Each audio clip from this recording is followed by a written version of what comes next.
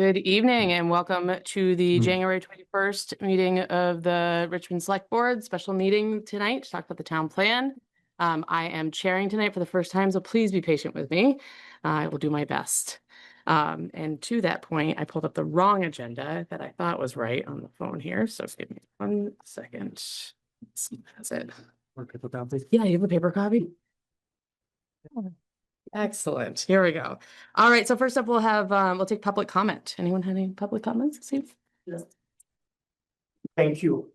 It came to our attention, we collected more than 5% of the registered voter of Richmond. The democratic process and the Charter of Vermont tells us any public or item that we want to bring to the public on voting day, we collect 5%. We are not asking the select board to decide on the merit of the language of this pledge, which is, we call it apartheid-free community against all kinds of racism, home and abroad. We are asking only to put this item in the ballot so the public have the right to discuss it, to vote on it, yes or no. Some people, they said, you can bring it up on the day of the voting day. So one person can bring it, a second, somebody will second it, and will put it on the floor. We brought already 5% of registered voters here. So I hope the select board will look at it, that not to put their opinion pro or against the item we are bringing, but to allow it to be in the ballot like any item, like State of Vermont on its charter says. Of course, I heard that there is an advice from the lawyer of the town say, oh, don't put it. It's just an advice. It's not a recommendation. Maybe he said it out of his opinion about the subject. So please, the select board, put it on the ballot and decide about it by voting on it. Thank you. Thank you. Bart? Can I suggest we take that up under item B, which is the town meeting warning, right? Yes. Yeah. Yep, absolutely. Okay, so to that point, let's continue public comment. Thank you for your comment. We'll come back to that and add it to the agenda as well. Public comment, any other public comment? Okay, additions, deletions, and modifications to the agenda. So this is where we want to add in that topic to speak about in B, essentially, but just talk about it. I don't think you in have B. to add it because it's a request for something on the warning. So Gotcha. I think you could just discuss it underneath that item. Is that your so. point? Yeah. Okay, wonderful. So we will discuss that further in item B of the agenda this evening, which will happen after the town plan agenda item. So we'll continue discussion on that in item B. Okay. Any other additions, deletions, modifications to the agenda? Okay, first agenda end up here for this evening then is our public hearing for the 2026 town plan. You have to open the public hearing, yes? Do we need a motion to open the public hearing? I believe so, right? Yeah, sorry, I didn't add that to the memo. So you do need a motion to open the public hearing. I move that the Richmond Select Board open the public hearing to consider the third edition of the modified town plan. Second that? Great. Got motion from Greg and a second from Bard. All in favor to open the town meeting? Aye, Greg, aye. Hearing, Bard, town aye. hearing, thank you. Adam, I. Caitlin, aye. Okay, so now we're open. Again, first time, please bear with me. You do it. Thank you. You're fine. Shall we start, or would you like to? We're good to go? Yeah, please. All right, very good. So I'm Virginia Clark. I'm the chair of the Planning Commission. The Planning Commission has responsibility for this document. Every 8 years, we need to revise it and update it to meet the modern requirements. This is the third draft. It was approved in the form of the second draft plus amendments at the last select board meeting on the 5th. So this is just those amendments incorporated into the second draft. It consists of 11 sections on lots of different topics. So hopefully we'll have commentary on the different topics, including education, economic development, community development, natural resources. There are 11 topics.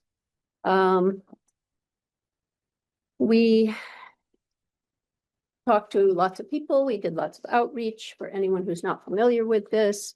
We talked to numerous committees, community groups, individuals. And so this was the Planning Commission and our excellent steering committee, of which Chelsea Brooks is one member, and we have Ian Bender, who is also a member of the Planning Commission and the steering committee up there. Did lots of work on this, lots of research, outreach, dealing with new requirements from our regional planning agency, who is also dealing with new requirements. So it was a complicated plan revision. As we went through this effort, we tried to compromise on the outreach, on the state requirements. We needed to do the best we could to put those all together in some kind of a compromise format. So one of the things that has drawn some last minute criticism that we're probably going to have to spend some time on tonight is the future land use mapping system that we have used. This work was supported by the Conservation Commission and others in the natural resource areas. By the way, we talked to people who had special expertise in lots of different areas, historical resources. We talked to the Historical Society. Natural resources, we would talk to the Conservation Commission. Housing, we talked to the Housing Committee. So this is just an area that there are people who have expertise in this community. So when we get to that point, we can see how you want to take these comments. If you'd like to have people talk about other comments before this future land use map, of which there will be many comments, I am assuming, we could take the other comments first, and then I could talk a little more about how that map was made. And we have some other maps to show you that will give you some insight into that map and the way it works and what it's for. So, so basically, this is just a snapshot of where we are in 2026, what we hope to achieve, what our challenges are right now. This plan can be amended at any time. So any of the maps can be amended. Any of the text can be amended at any time we wish during the 8-year lifespan of this plan.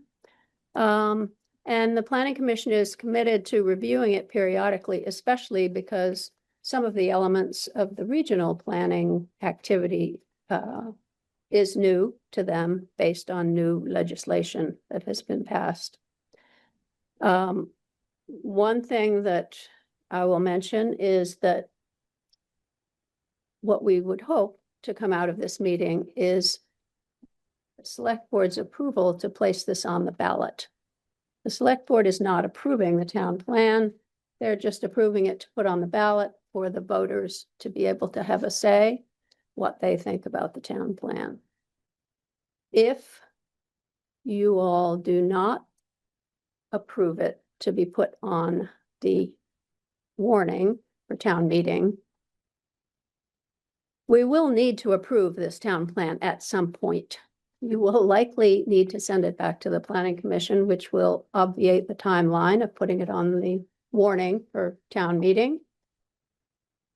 We would recommend that a standalone vote be taken on the plan sometime across the spring or the summer or the fall before our November 6th drop dead date for adopting a new plan.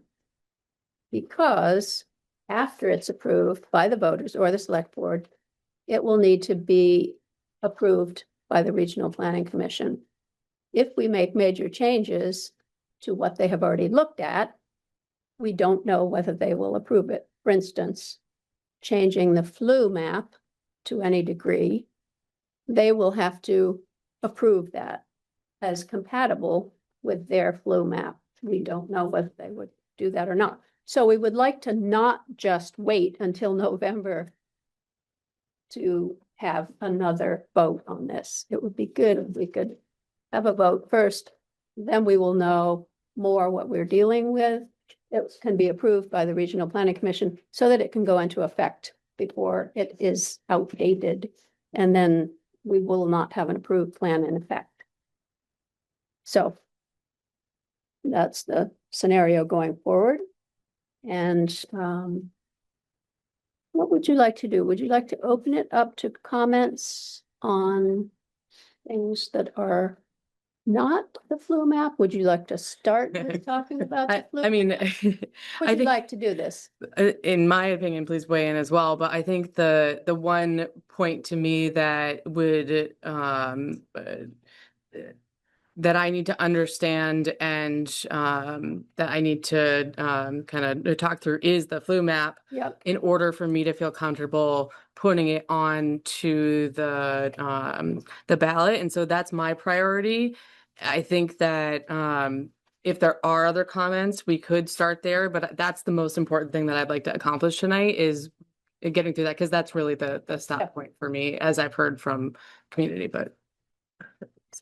Yeah, I think it might be appropriate to start with members of the board and any direct questions they have, and then open it up to the public. I don't know how you feel about that, but I do also have a little presentation about the map. I don't know if you want to ask your questions first and then we can do the presentation. I would like to see the presentation so that we have all the information at hand. Then I'd like to start with the select board asking questions, and then we can open it up to the public for more conversation.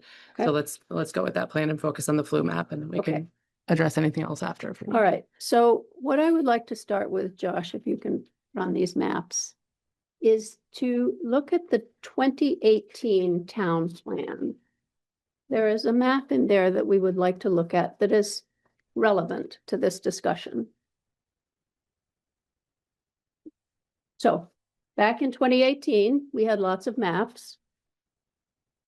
One of the maps that we had, it was not the flu map, but it was a map in our series of maps called Wildlife Habitat in Richmond, Vermont.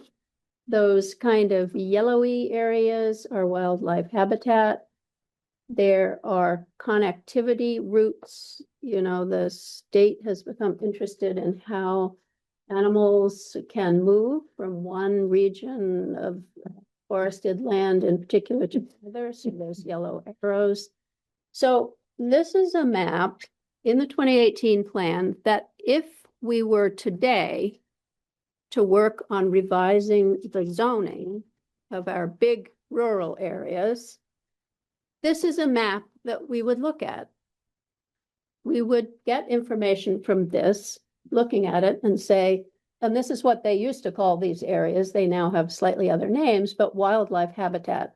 This would be a consideration. It would be one of the considerations that we would take as we were formulating a revised zoning for our agricultural residential district. So I'm showing you this because it's not new that we're taking natural resources considerations into effect when we want to do zoning work. So, okay. So that's that back in 2018. Now we go to any questions about that or? Let's hold off on questions for now and Right. let's get all the information Okay. and then come back, and then we'll take all the public comment too. Okay. There's a lot to sort through here. All right. So let's go to the next map that I want to show you, which is the regional plan map, Which one's that? Regional flu? the regional flu map, Which one is CCRTP link? CCRPC link. That's it. Okay, you have to, this is the only way you can get to these Spawn to Richmond. is by going into Richmond. Okay, so make it as large as you can. All right. So this is the CCRPC's draft future land use map that our town land use map has to be compatible with. And this is based on a new mapping system that was mandated by Act 181. And all of the regional planning commissions have to use this map, this parcel map of their town, obviously. And it is divided into a series of designations or districts. So what we're looking at here, and so the reason that we in Richmond picked this map to be the basis for our flu map is because since we have to be compatible and we didn't really have any idea what compatible consisted of, we thought, well, we'll use their map because their map is going to have to be consistent with their map. So we use that as the basis for our map. It is very different from our previous 2018 map, which was fairly useless for us. But anyway, so what you're looking at here is the green areas. What they've done is they've divided the rural areas into 3 categories: rural general, rural ag and forestry, and rural conservation. You on there? Sure am. Yep. So this is the map that they started with, that CCRPC started with. The green areas are rural / conservation. The kind of bluish areas are rural / ag and forestry. And the tan areas are rural general. Excuse me? Rural Don't- general, General. general. Excuse me. Good one, huh?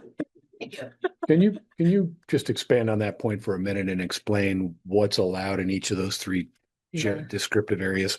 All right, so, It's complicated.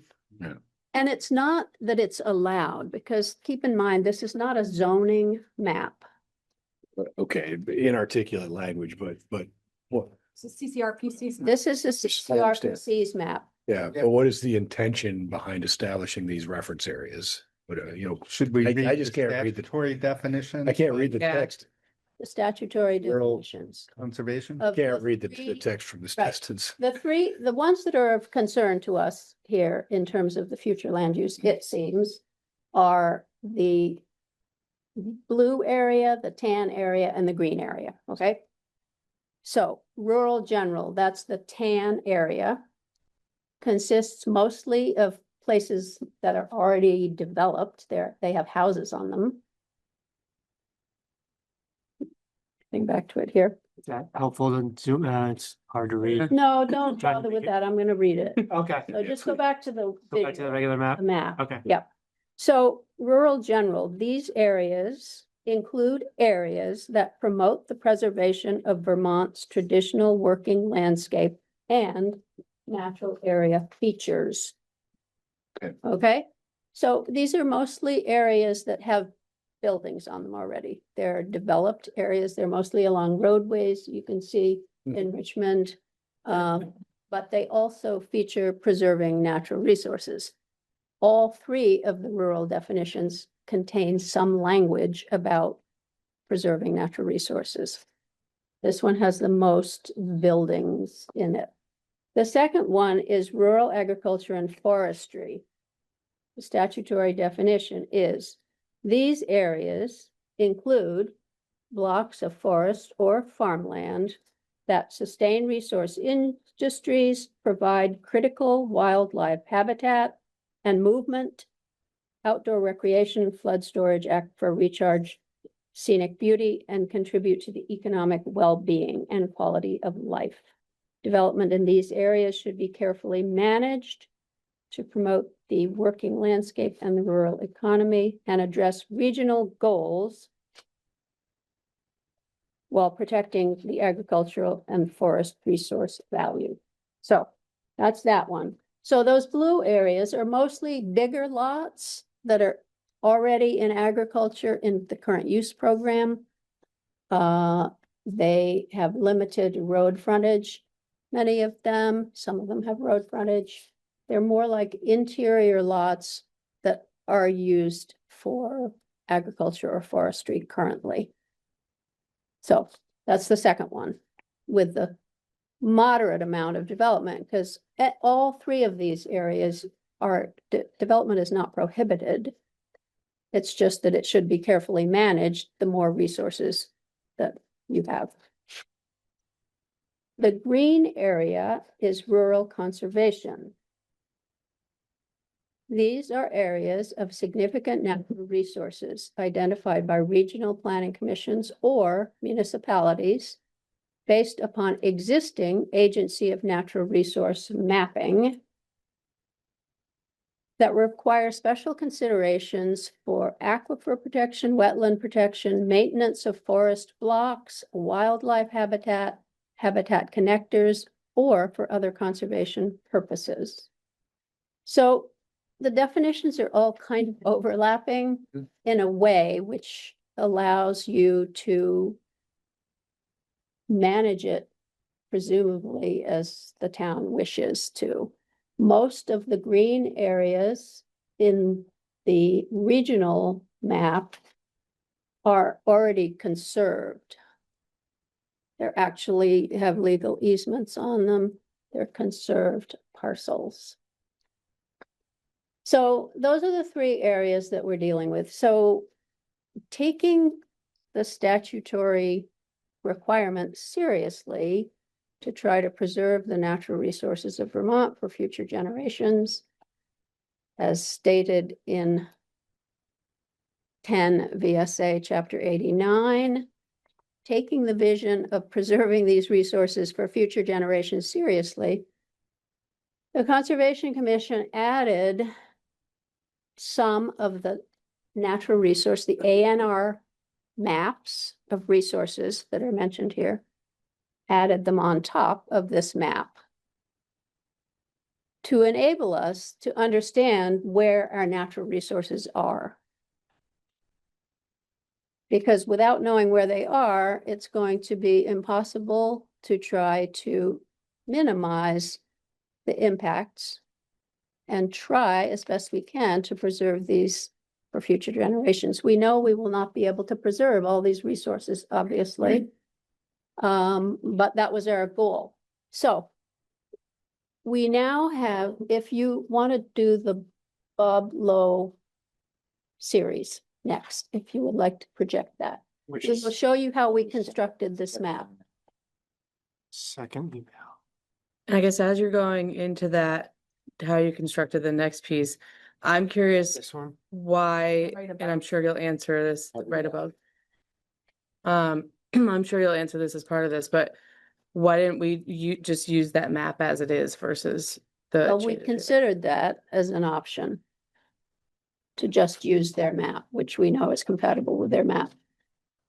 And the Conservation Commission felt we should have a knowledge of where the resources are, which this map really doesn't show where they are. What this map is a current use map.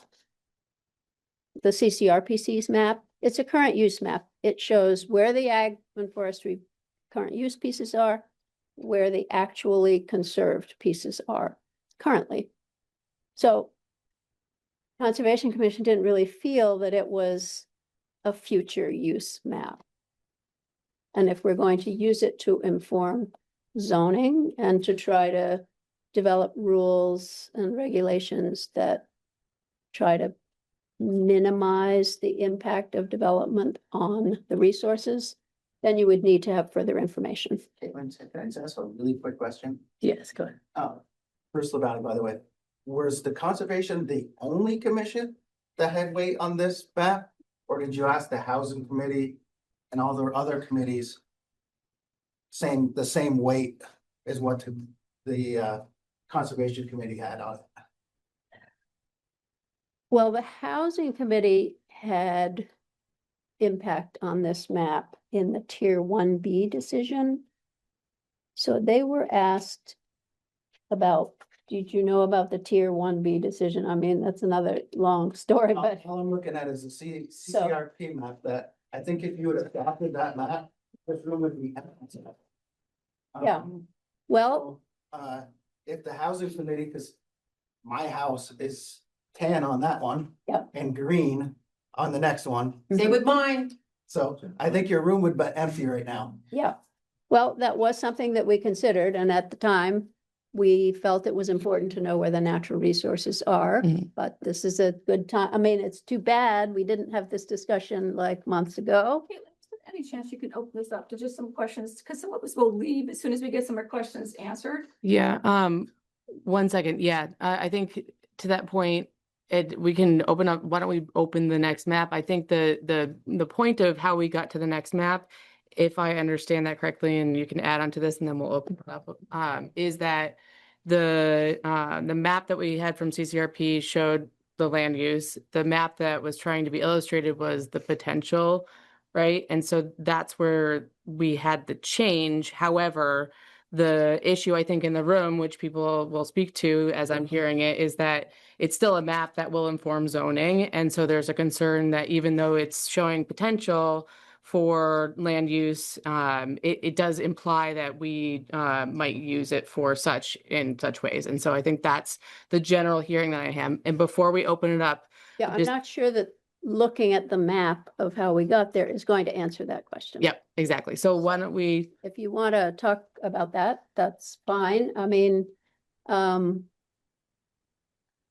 there's no real answer to that question, except that we felt at the time that it was better to understand where the resources are by having them shown on a map, rather than having them shown on another map, like in 2018, where we had natural resources shown on a different map.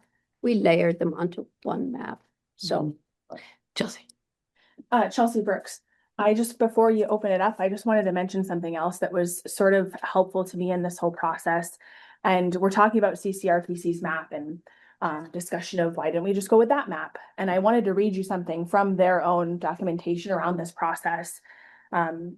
So it says, this is from CCRPC. It says, since the flu map is regional in scale and uses broad state-defined land use categories, the location of specific natural resources or regulations currently in place to protect those resources was generally not used to define flu map boundaries. CCRPC expects municipalities will be more specific about future land use in their municipal plans and municipal bylaws.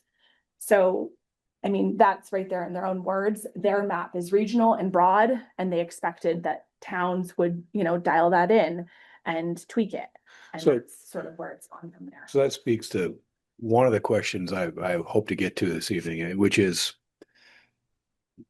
was additional field work, surveys, wildlife biologists engaged to refine those maps as you inherited them from the Chittenden County Regional Planning Commission? Because what I'm hearing is that these were imported from that map.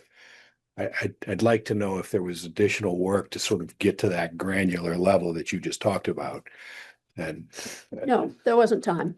okay, Well, also budget wise, I mean, Right. what you're talking about studies and having an ecologist go out, similar to like what we had Arrowwood do at the town forest, that's not feasible at the town level. In my personal opinion, I don't know what the town is and you're working on the budget, so you would know. However, we pulled in information from ANR Atlas and the BioFinder, and those are generated by these things. For example, like wetlands layers on the Atlas and the BioFinder are driven by delineations that have been done by ecologists and confirmed by the state wetlands ecologists. It's not just guesses. no, that's an important point. We need to be able to take this back to the voters of the town and have them Absolutely. understand that it's not arbitrary. Right. Well, maybe that question would be answered by looking at how we got to the map. Yeah. Sorry, I haven't. I have sort of a process question. So are you familiar with this document? Yes, I actually So- went to VAPTA today and Many of people here may not be. It's something, it says Future Land Use Methodology and Process version 3.0 revised April 18th, 2025, produced by the Vermont Association of Planning and Development Agencies, which are the RPCs. under direction from the legislature. And so it's sort of what I've used the last few days to try to make, get my guideposts in place. So I have, first a comment and then sort of a question. When I look at the definition, and it's the statutory definitions, rural general includes the statement these areas allow for low density residential and some limited commercial development that is compatible with productive lands and natural areas. So it mentions development. Then the second one, rural ag and forestry, says What page, I have it up. What page are you on? Just so I can share it. 16 and 17. Thanks. The next one says for rural ag, development in these areas should be carefully managed to promote the working landscape and rural economy, yada, yada. And then the last one, I don't see the word development in the statutory definition. It's silent. And I think that might help to explain people's concern if you move from statutory definitions that specifically countenance development to a statutory definition that is silent. I think the anxiety is then you can't do anything, or it would be interpreted that way. Does that make sense? Well, it is not prohibited. But it's not allowed. So it's specifically allowed in the first two. Yeah, It gives you statutory direction, statutory direction, right? well, in our documents, development is allowed, but go ahead. Well, what I was just gonna say is, so you mentioned that development is not called out and the word development is not there, but did that last sentence, the LURB talking about tier 3 status, that's specifically talking about Act 250 review. So clearly they think that land in rural conservation will be subject to Act 250 review, and potentially they're still developing these overlays, but the tier 3 status. If you put everybody in tier 3, it's only just gonna cost prohibit them from developing. Because you're gonna have a 1-lot subdivision that's gonna have to go through Act 250 and cost you a tremendous amount of money. So it takes you out of developing because there's no money there anymore. Well, so let me continue because I'm sort of going down the same path Yeah. and then I have another question. So doesn't it seem plausible that property owners would be concerned about moving from one of the first two categories that specifically mentioned development to the third that elliptically refers to the tiered in Act 250, which, as just described, is more burdensome apparently than the first two? And I know that the room is waiting very patiently So for that- public comment, and thank you. But I think this is important, and we are hearing what you're saying, and we're trying to understand, and then we'll get I'm to public sorry. comment. It's okay. It's okay, so that's the first one. And then when we get to the local map, I'm looking at the mapping process, and this is just one example. I didn't look to see if it was on every section. But for rural conservation, it has a mapping process guidelines, and there are 8. And the first one, I'm not really clear what this means. For forest blocks, wildlife habitat, yada, yada. Use highest priority interior forest. Because I have one as being exclude growth areas. I'm looking at item 4. Look at item 4, okay. Yeah. And then it says, use highest priority interior forest and highest priority connectivity blocks as a starting point. Review the tree canopy layer, removing areas that may be mapped as rural agriculture, forestry, rural, general, or resource-based recreation areas. Does that mean that does that direct us to then take those and move them out of rural conservation? If we choose to map them that way? And so maybe you haven't contemplated that question and it's unfair. Then I'm just gonna read for other people who haven't seen it, 6, 7, 8. 6 is review local plans and the regional plan to determine the best balance between the 3 rural areas, which appears to give you some discretion in how you balance across the 3. And that is said in all of those 3 rural areas, that same statement. And then 7 says, create logical boundaries by using parcel lines and or geographic features such as waterways. And that was another concern that we've heard, that the parcel lines were not sort of a solid color. And it seems like that's what this would suggest we do. And then the final one that I think is relevant, number 8, consider how adjacent regions are mapping land areas in order to create more cohesive and contiguous areas. That's really about boundaries. But it seems like it's more number 7, because that's one of the complaints that we briefly heard last night, that within my single parcel line, there's more than one thing, and it's not that big a parcel. But here it's suggesting, it seems that we would create, it's suggesting that we create logical boundaries by using the parcel lines. So are these directed towards regional planning maps, do you suppose? Is this directed towards, Since they developed them, yeah, I don't really know. When I asked one of the staff today, he Right. said this filters all the way down. yeah. So the Regional Planning Commission approved our map Hmm. in their Planning Advisory Committee, so these we assumed to be, if you want to remove them when you're doing your zoning, for instance, you could take those parcels out then. Do you need to remove them on this map? It was unclear to us exactly what that, And I get that, But- where I'm really going, if somebody had a concern and read create logical boundaries by using parcel lines, Mhm. they might impugn the process to say, you should have used parcel lines and you didn't. Mhm. I suspect that is likely. Does can you bring the regional map back up again? I don't know that they do that. They don't. They don't, because when I asked them about that, they said, we don't have time for that. We don't pay attention to parcel lines. Right. That's up to the locals. Right. But we should. On that map. Look at that. Yeah, mine's there. Wow, mine is too.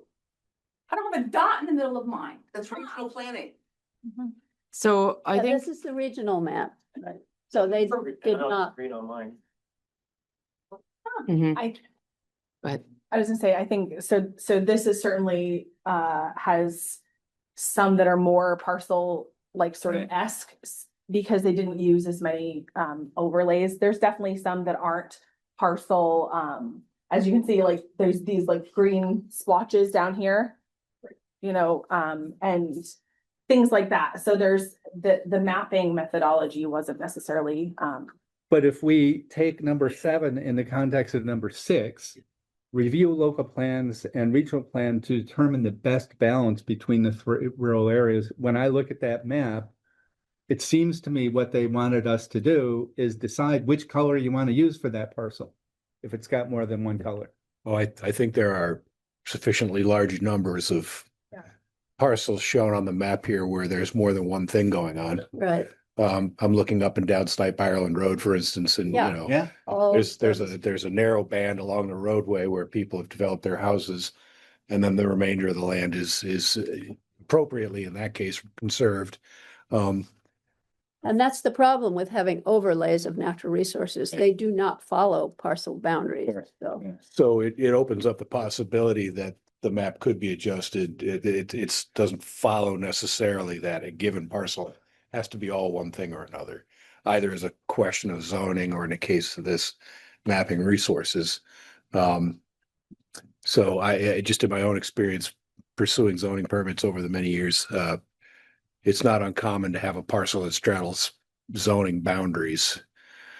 And there's established case law as far as how does that get adjudicated? You know, you have a high density zone next to a conservation zone. The boundary falls somewhere across your property line, and you generally that would mean that you would sort of prorate it.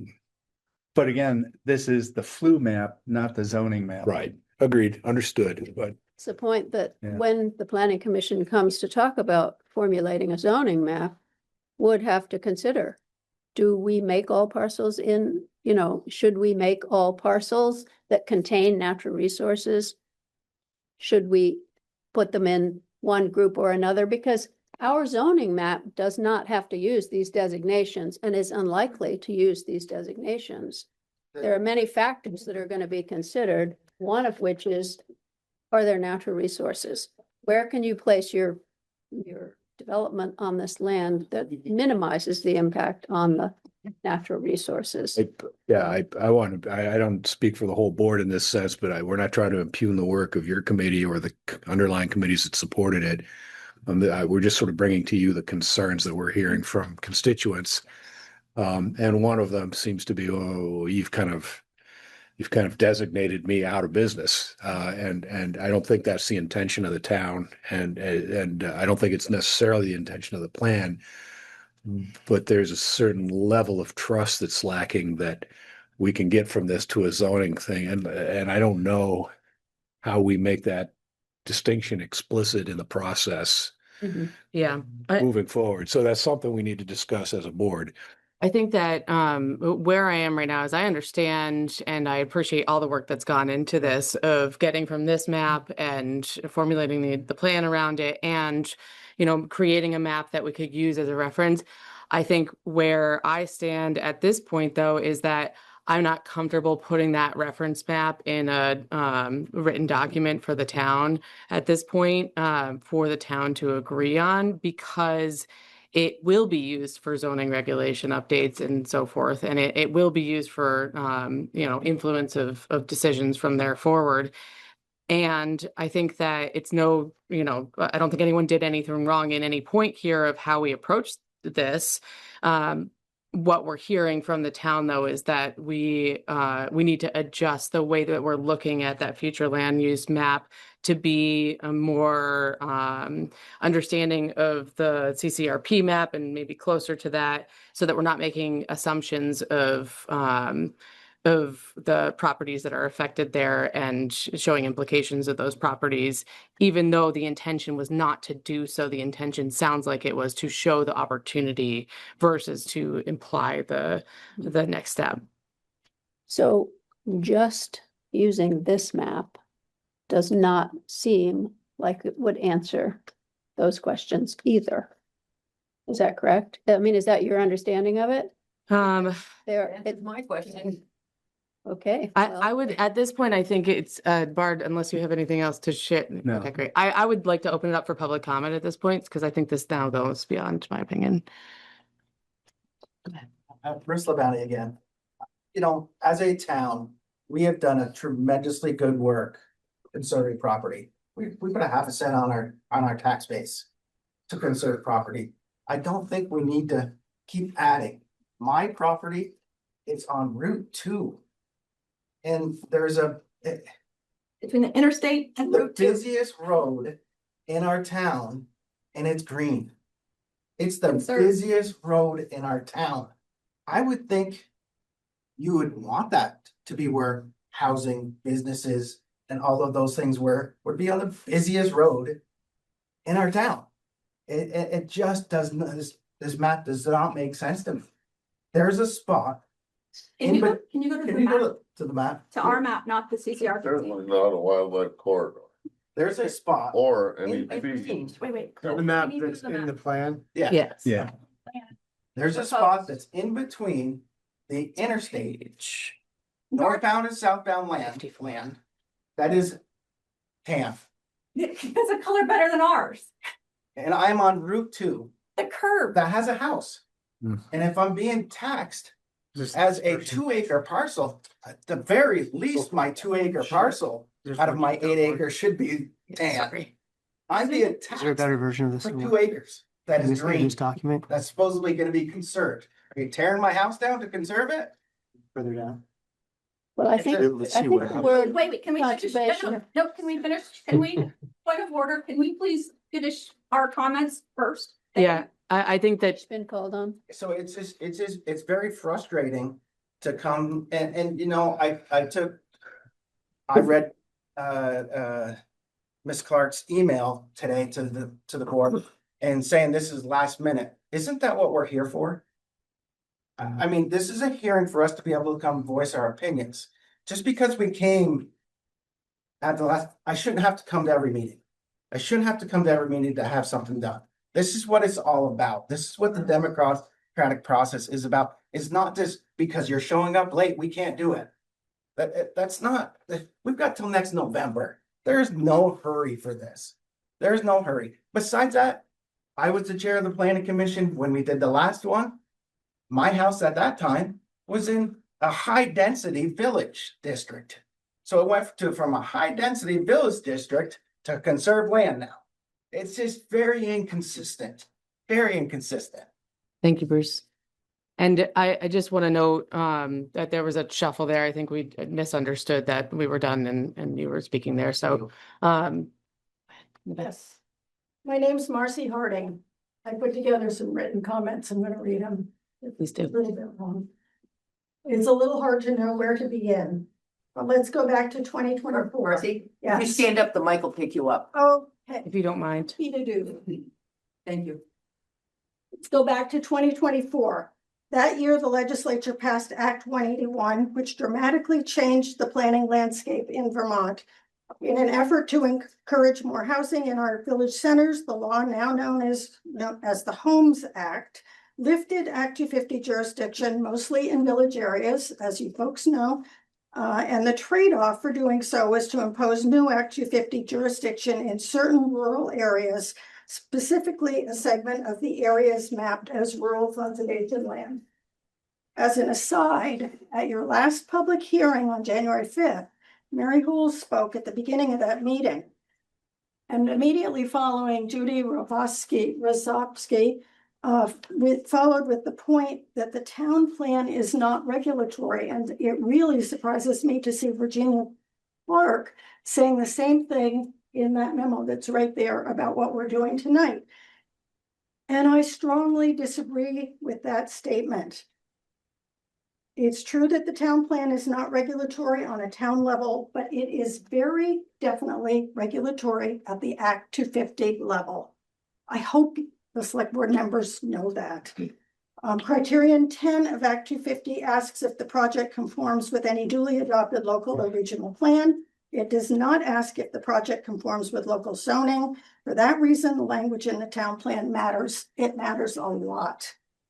The Vermont Planners Association, Bart has already mentioned this, developed comprehensive guidance for the regional planning commissions to determine what parcels should be in each of the new land categories specified in Act 181.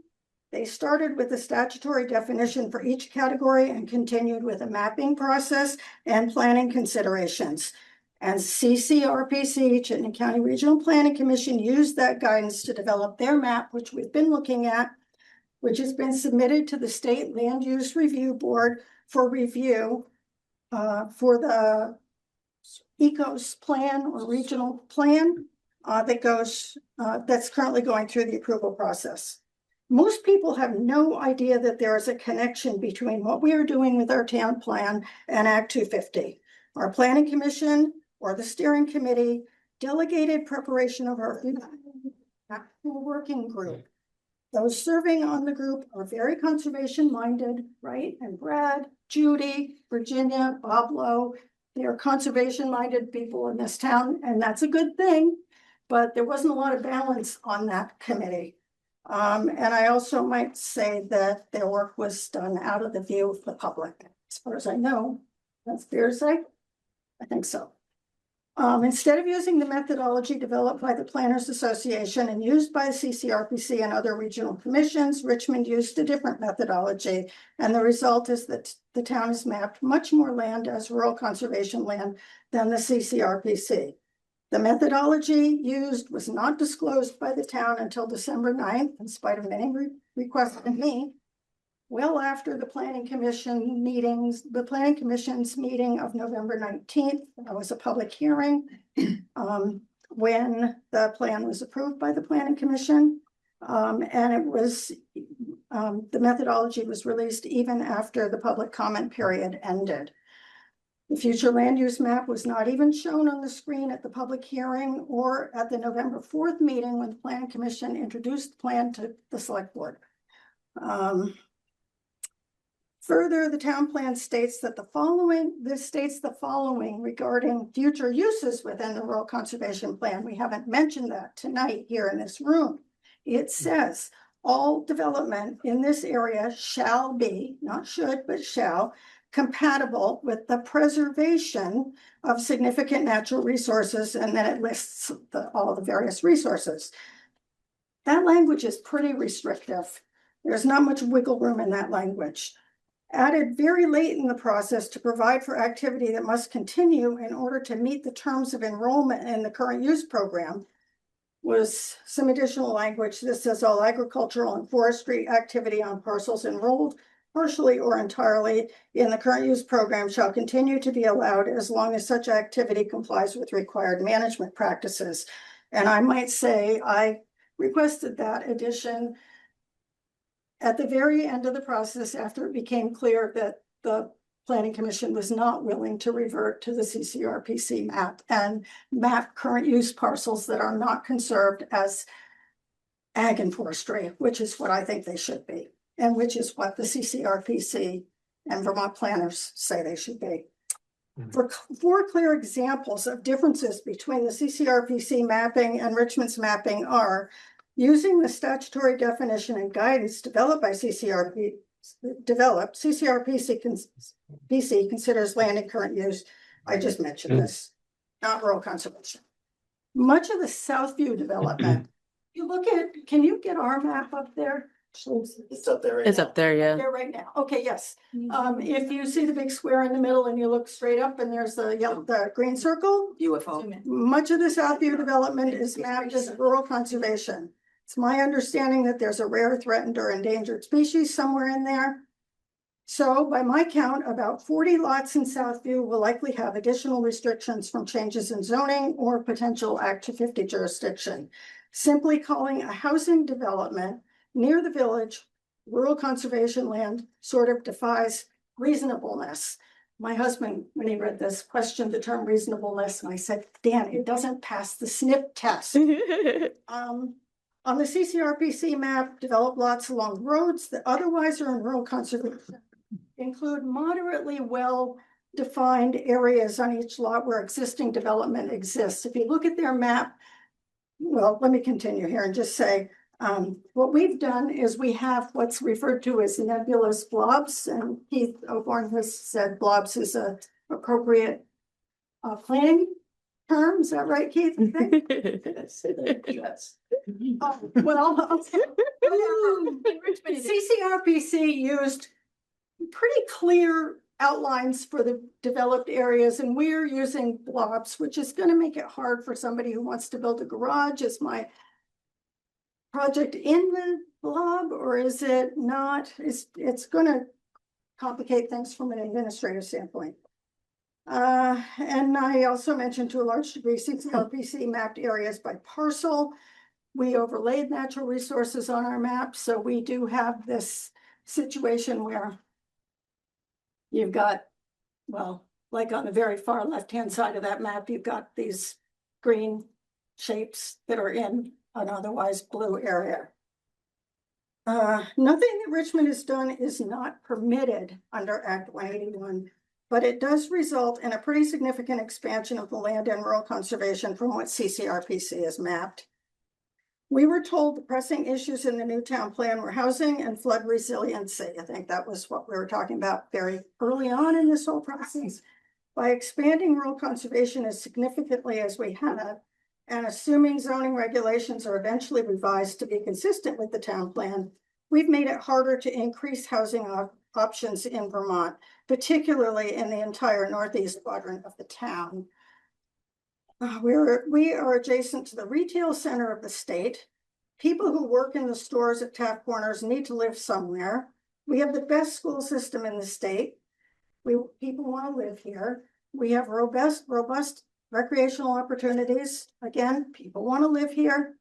I'm not suggesting we should not protect our natural resources, but we need some balance, and I don't think the future land use map, which is the foundation of this plan, provides that balance. We've been told over and over that the town plan is on a compressed time frame. Indeed, the timing of public hearings, public comment, development of the map, development of the methodology for the map, and more have demonstrated that again and again. Even now, I believe you plan to vote tonight on putting the town plan on the meeting day ballot, although I'm somewhat encouraged that maybe it won't pass. Maybe it's time to slow down, take a deep breath, and acknowledge that the map needs more thought. There will be a primary election in August, and the plan could be voted on then, well before the current town plan expires and without the expense of a special election. A point that I've made previously, but nothing changed. You might wonder why I didn't speak up at the first public hearing you held. As you may recall, much of that public hearing was devoted to reviewing the package of amendments that was necessitated because the Planning Commission needed time to address the public comment they received after the Planning Commission approved the plan. I had heard the explanation for those amendments at least twice before, once at a Planning Commission meeting and once at a steering committee meeting. Such a lengthy explanation sort of takes the oxygen out of the room. I would like to have corrected Judy Rozovsky comment, and I would like to have corrected some other minor points that did end up getting corrected. But to make the points I've made tonight would have been too much for you and too much for me.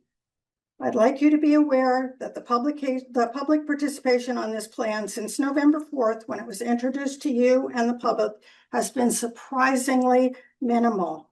I've actively participated in every meeting starting November 4th. People don't know what a significant change this plan represents. People I've talked to have difficulty understanding the interface with Act 250.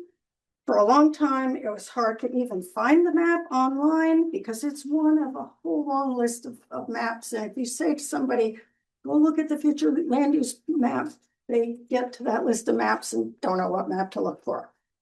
I would think someone in Southview would have asked why they don't have a rural general area on their parcel. All those parcels in that circle, 40 lots. None of them have yellow nebulous blobs, whereas most of the lots on Stage Road and Snipe Island and over near Valley View, they all have yellow blobs where there's house lots. Marcy, I'm almost done. okay, perfect. I appreciate and I want you to be able to finish, but we usually do about 2 minutes. There are a bunch of things I haven't mentioned, tier 2, tier 3, land use review board's role in all of this and their timing. House Bill H730 to make changes to Act 181, specifically the rural conservation areas. There are some unanswered questions. Was the methodology used consistently throughout Vermont? I think the answer is no, there wasn't time. And then because the Planning Commission did add some language to the plan saying that they could amend it and change the map.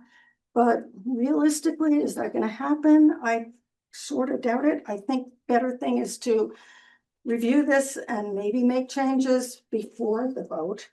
And lastly, I just want to say that the Planning Commission and the Steering Committee and Keith Oborn and my friends on the working group have been very respectful and listened to me sort of like I'm doing tonight, night after night after night. And I really appreciate it. And I wish the map had gotten changed. I agree with Bruce LeBounty. If we were using the CCRPC map, I wouldn't be here. And I really don't think most of the rest of the people would be here. Thank you for listening. Thank you, Marcy. Bart, go ahead. There's just another bullet from this document. It's a planning consideration. I honestly don't know how I feel about it, but I thought I'd read it since probably most people haven't. For municipalities with a high percentage of land area in high-value forest blocks, wildlife habitat, and habitat connectors, RPCs should utilize other rural categories as appropriate to ensure there is not disproportionate impact. So I think they're giving latitude about like how what district or category you put different things in with broader considerations. And I will just add, when I've thought about where would housing go, a couple of other people have alluded to that. That is a consideration that I think we ought to throw in here because as many of us know, especially those of us in the Water Sewer Commission, there are not many places to go. So where are we going to go? Where would housing go if not in X location? Yeah, thanks, Bart. And thank you, Marcy, for your comments. I do want to make sure that everyone has a chance that wants to speak. So try to keep your comments to about 2 minutes max. Karen. I have a hard time being in this room. So if I sound angry. This is not going to be a 2-minute meeting. Angry, hold on. If you think people are going to be 7 to 2 minutes. Mary, I understand. Thank you. very hard to be in this room. And people might see me as anger.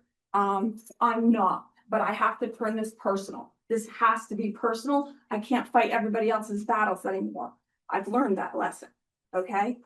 The 2-minute thing, it really isn't fair when a planning commission member can sit here and talk for hearing after hearing after hearing, and Marcy's friends, she's thanking her friends for listening to her. They didn't listen to you.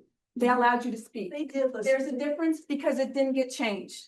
So I'm here to say, I'd want to go to the map and show you a couple of things. Can you zoom in? This is this coffee cup that got left on top of Southview for protecting something. You're not going to protect it on somebody's yard. That's not fair. That's not fair to them. That's not fair to anybody. That was a coffee cup that got circled is what it looks like. I want to go down to here, right here. This is where you're getting on Interstate 89. It's green and it's got more yellow on it than my parcel. Okay. Let's go down to Joan. Let's stay on Route 2 because Route 2 is a main trafficked area. And I'm going to have to call out select board members only to have a comparison of my own property. So we've got Route 2 here. And I'm here. See this piece down in here? These aren't even the most updated maps, just to let you know. These maps are like probably 4 or 5 years old, maybe older than that. I can tell by property lines. That's how I can tell. See this green parcel? See that little yellow dot? See, this is my neighbor right here. They've got no yellow dot for their house. But I apologize, Adam, but Adam Wood's house and his property across the road on Route 2 on a curve has more yellow than mine. Okay, select board member. Bard Hill, another select board member is in the village. You benefit from that. Sorry, Greg, you didn't get on quick enough, so your parcel has got a paint spot. I got a paint flicker is what I call them, not a blob, over here somewhere on Sniper Island. And this has actually got a yellow line. I don't know how that happened. Well, that's my property right there, the pentagonal shaped one. You're right here. Below that, the bigger parcel. Yeah, so my situation is very similar to the others who have complained about this. On the RCP map, it's about 20%. In the coffee cup circle, or if you're outside the coffee cup circle, but I knew you were in the Southview area. I am in the coffee cup. Then we can look at the if you can go back up, if you don't mind, slide up. And then I think you've got the chair of the planning commission is yellow and she's on a dirt road, whereas I'm on Route 2 and I'm a green over here. So I can't drive this home enough that this is very personal, having been attacked in a public meeting by a select board member, now having my property devalued by planning commission, steering committee, anybody that wants to devalue it. I am also wanting to point out, this is me in the green here. This is between, as Bruce said, between southbound and northbound lanes is highlighted yellow. Problem with the map? How about we focus on, can you scoot this, where are we going? Where's the area in Richmond near the town garage, Thompson Road, that kind of thing. Another confusing factor. If you blow this up, it looks like it's pink on the inside and a trim around it of purple on the outside. How you zoning that? You use a marker around it. I cannot support this town plan. I cannot support this map. And I think there's also language in the town plan that was brought up at numerous hearings to remove the word shall. And remove language that Mary Hool said at your select board meeting last night. I think it was last night, or yes, about being sued for it. Things like that by the state of Vermont or other groups and agencies. For language that we don't adhere to our town plan and adopt zoning. This 100% drives all decisions in this town, or I'm going to be specific, or else you wouldn't put something about a sign on the front lawn. In the town plan. It's in there. It drives everything. And I'm sorry, but I can't stay. I want to thank the select board for doing your homework from last night because you have come with some facts. I appreciate that. I do appreciate everything you said, Marcy. I appreciate the time you've dedicated to this and that you got up and spoke for other people. I'm not saying that the planning commission is trying to do something wrong, but it's 100% driven by conservation. And it was said beginning of this meeting. So thank you. Thank you, Kara. Thanks for coming. Thanks for coming. And just to state before I get to you here, I understand we're gonna go a little over 2 minutes. I just want to make sure everyone has some time to speak. So just make sure that you give folks in the room some space too, so. Oh, no, sorry. Okay. Greg, is it Greg? Oh, Tom. Tom, sorry. Tom Safford, for those of you that don't know me, my uncle was a longtime Richmond resident, over on Compton Road, so I just wanted to.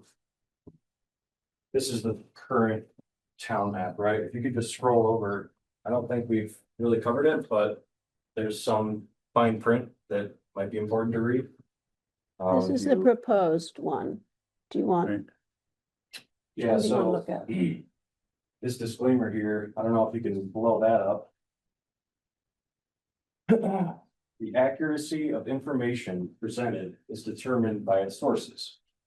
Errors and omissions may exist. The Chittenden County Regional Planning Commission is not responsible for these.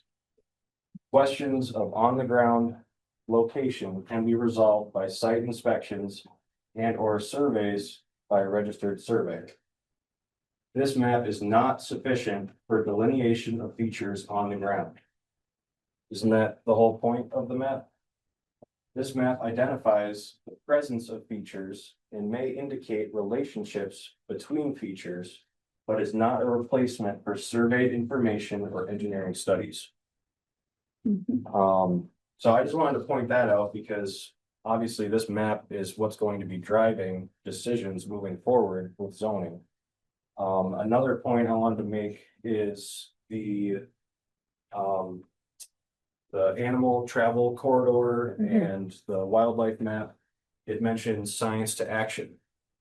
When you go to the science to action map, they have a very similar disclaimer, which basically absolves them of any liability whatsoever from using the map, and even suggests not to use it for legal or designations such as we're proposing to use it for today. So I guess part of my question is, who's going to be taking responsibility for the errors? I mean, if it self-admittedly has errors, and in the town plan, it was noted that review will take place if time allows. That doesn't seem like a very firm commitment to the landowners of Richmond to make sure everybody's happy. You know, it's kind of just passive and we'll come back to it later. Another point is the statewide future map. I believe I read in the town plan that was proposed to be voted on in the spring of 2026.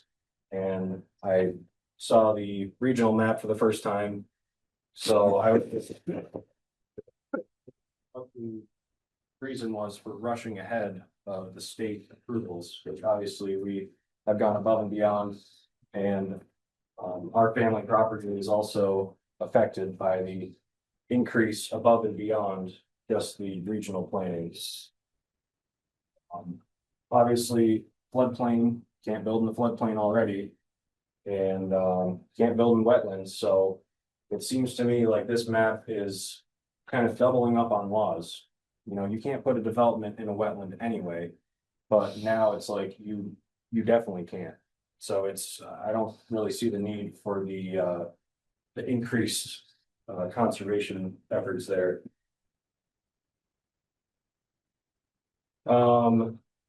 Few specific property issues. I just wanted to bring up that it's not the future land use map, but the trail map. I noticed there's a trail that's shown on our property that technically isn't a public trail. So I just wanted to point that out because if that's being adopted as part of the plan, it's not a legal right of way. We've given permission for the public to use the trail. However, it is not a public right of way. So I would just want to make that point clear. And I would want it removed from the official mapping there. Additionally, as you can see, our parcel here on Cochrane Road went from entirely rural ag, and now the entire parcel is rural conservation. Would you point for your parcel? Yep. Here, Right. So- And we're sandwiched in between the parcels that were given away by my uncle to the land trust back in 1990. Right. So I'm not sure how the mappers looked at it, but maybe they said, oh, conservation on both sides, make it all conservation. And that's honestly not fair to us because my uncle made the decision to save that parcel for our family for future use. And if he wanted to, he could have given it right away to conservation. But he didn't. And we've enjoyed improving the property, working there. And I currently live there. And we pay taxes on it. It basically, we're already quite prohibited as far as the future development, but we'd like to have all of our options open if we want to do something in the future. I also want to point out that we're in between two developments. We have Orchard Lane and Jonesville area, as well as Greystone. And to say that our property is entirely rural conservation is quite interesting also, due to the fact that almost every tree on the property is planned and planted by hand. Every tree was planted by my uncles from the 1950s all the way up until the 1990s. Now to say that that is a forest block or something like that it clearly shows me that no one has been on our property to see that the drainage ditches were sculpted with heavy equipment. The trees were all planted perfectly in rows. The fields manicured and planted and used. So I would just request obviously further look at that. I mean, how does a completely man-made landscape qualify as rural conservation?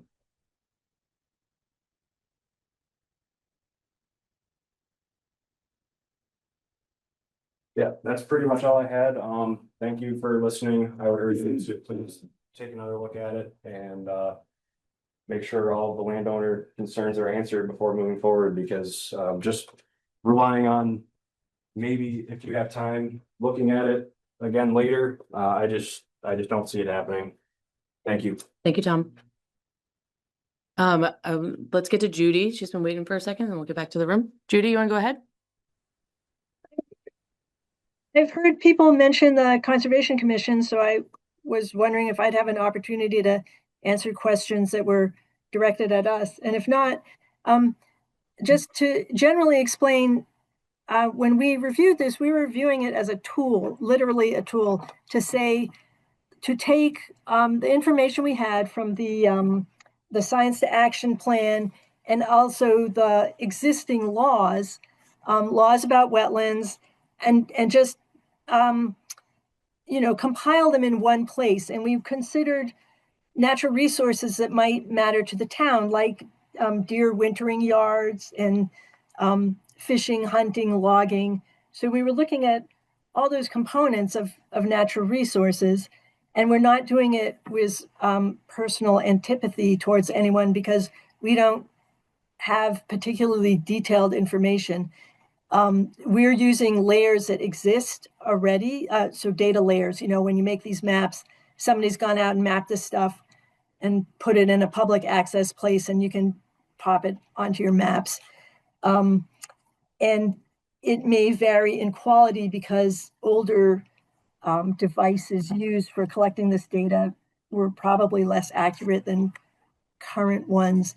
But really, the idea was just to think of all the things that pertain to conservation and natural resources and map it out so we could say, like, right along the river, and which coincides with the Route 2 corridor, we have this incredible silver maple and ostrich fern floodplain. But we don't have the nuance in our mapping skills to separate that out from existing developed parcels. So it's a tool, but probably not as precise as landowners would like to see. We also took things like ridge lines and slopes, which have existing laws pertaining to them. So we just really wanted a map that we could look at and say, okay, if people want to develop here, what do we need to think about? Like, let's have a map that shows us what's in those particular areas that we might want to consider. But, you know, the zoning process is separate from a future land use map. And I believe the zoning process is open to the public.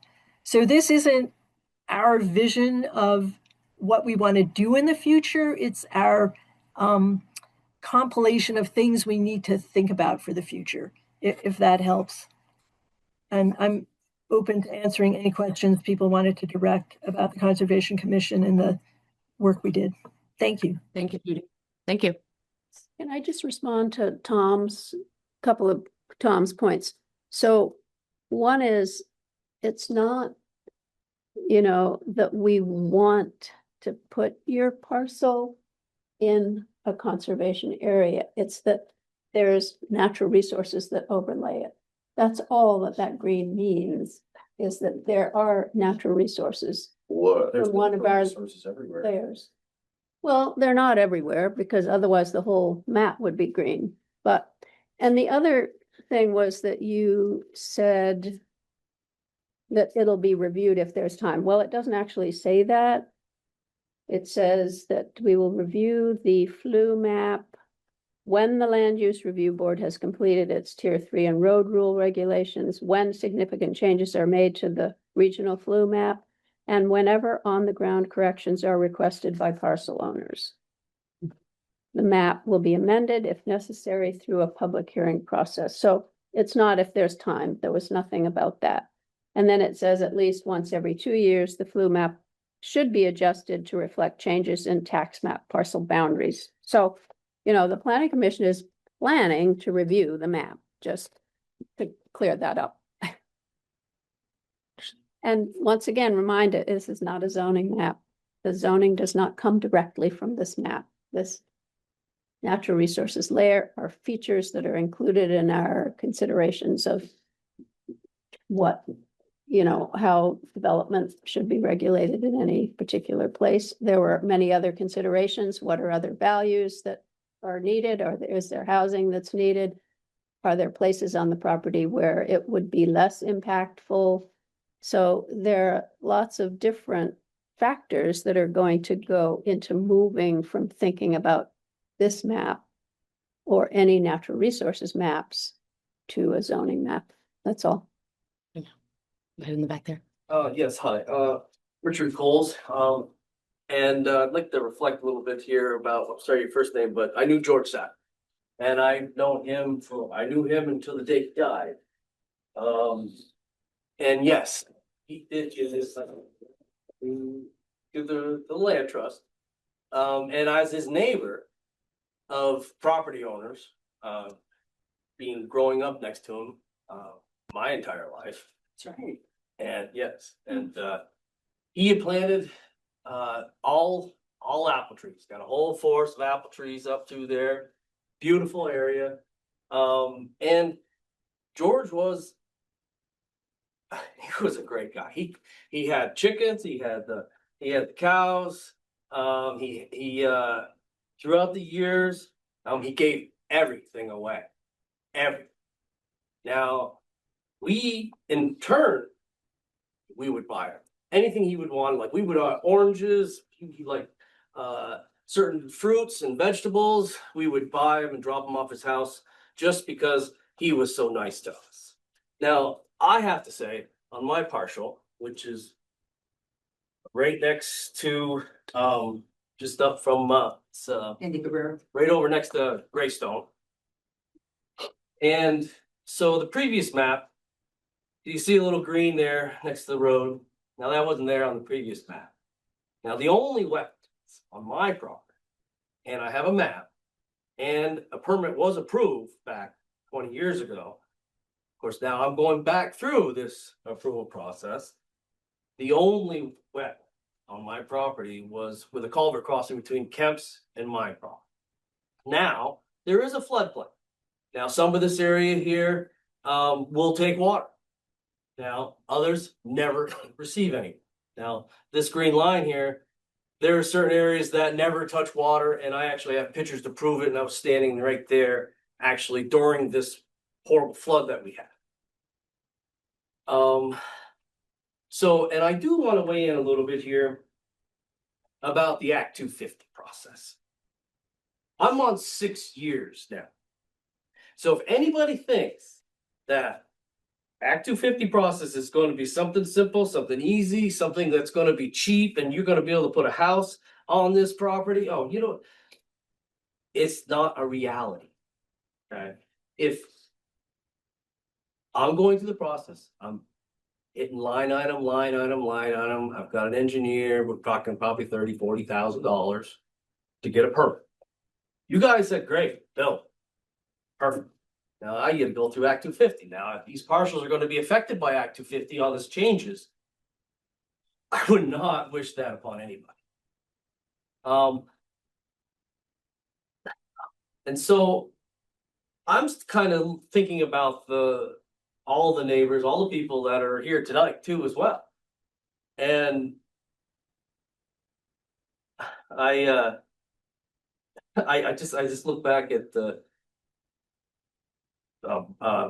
Mary's property, and her family has kept their property for at least I know they've owned it longer than I have, and I'm 56 years old, and her father had the property prior to, and I gotta believe that everybody in this room has not only improved their property, but made their property look better, have maintained their property.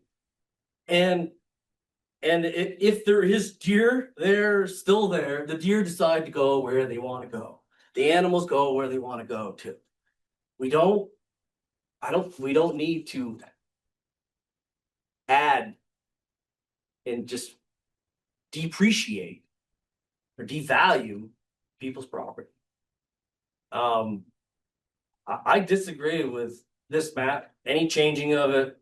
And also too is I don't need any more changes right now. I'm going through this Act 250 process. I'm trying to think maybe 3 or 4 months I might be able to get through this, and I might actually get the Act 250 to give me the green light.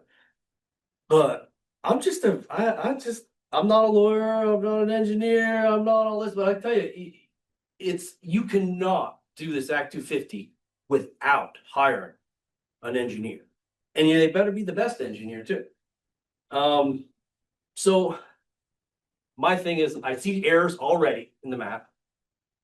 And he pointed out that on the criteria on the side, they already say that, well, we're not held responsible for any of our maps.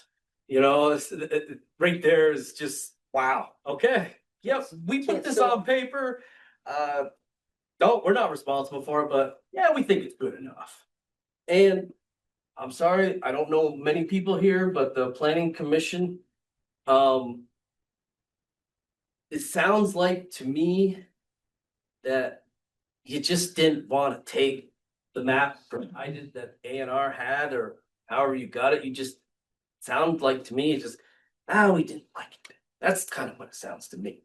So, and as far as that circle blob that you talked about, Southview, isn't that a lot of land over there that could potentially be developed?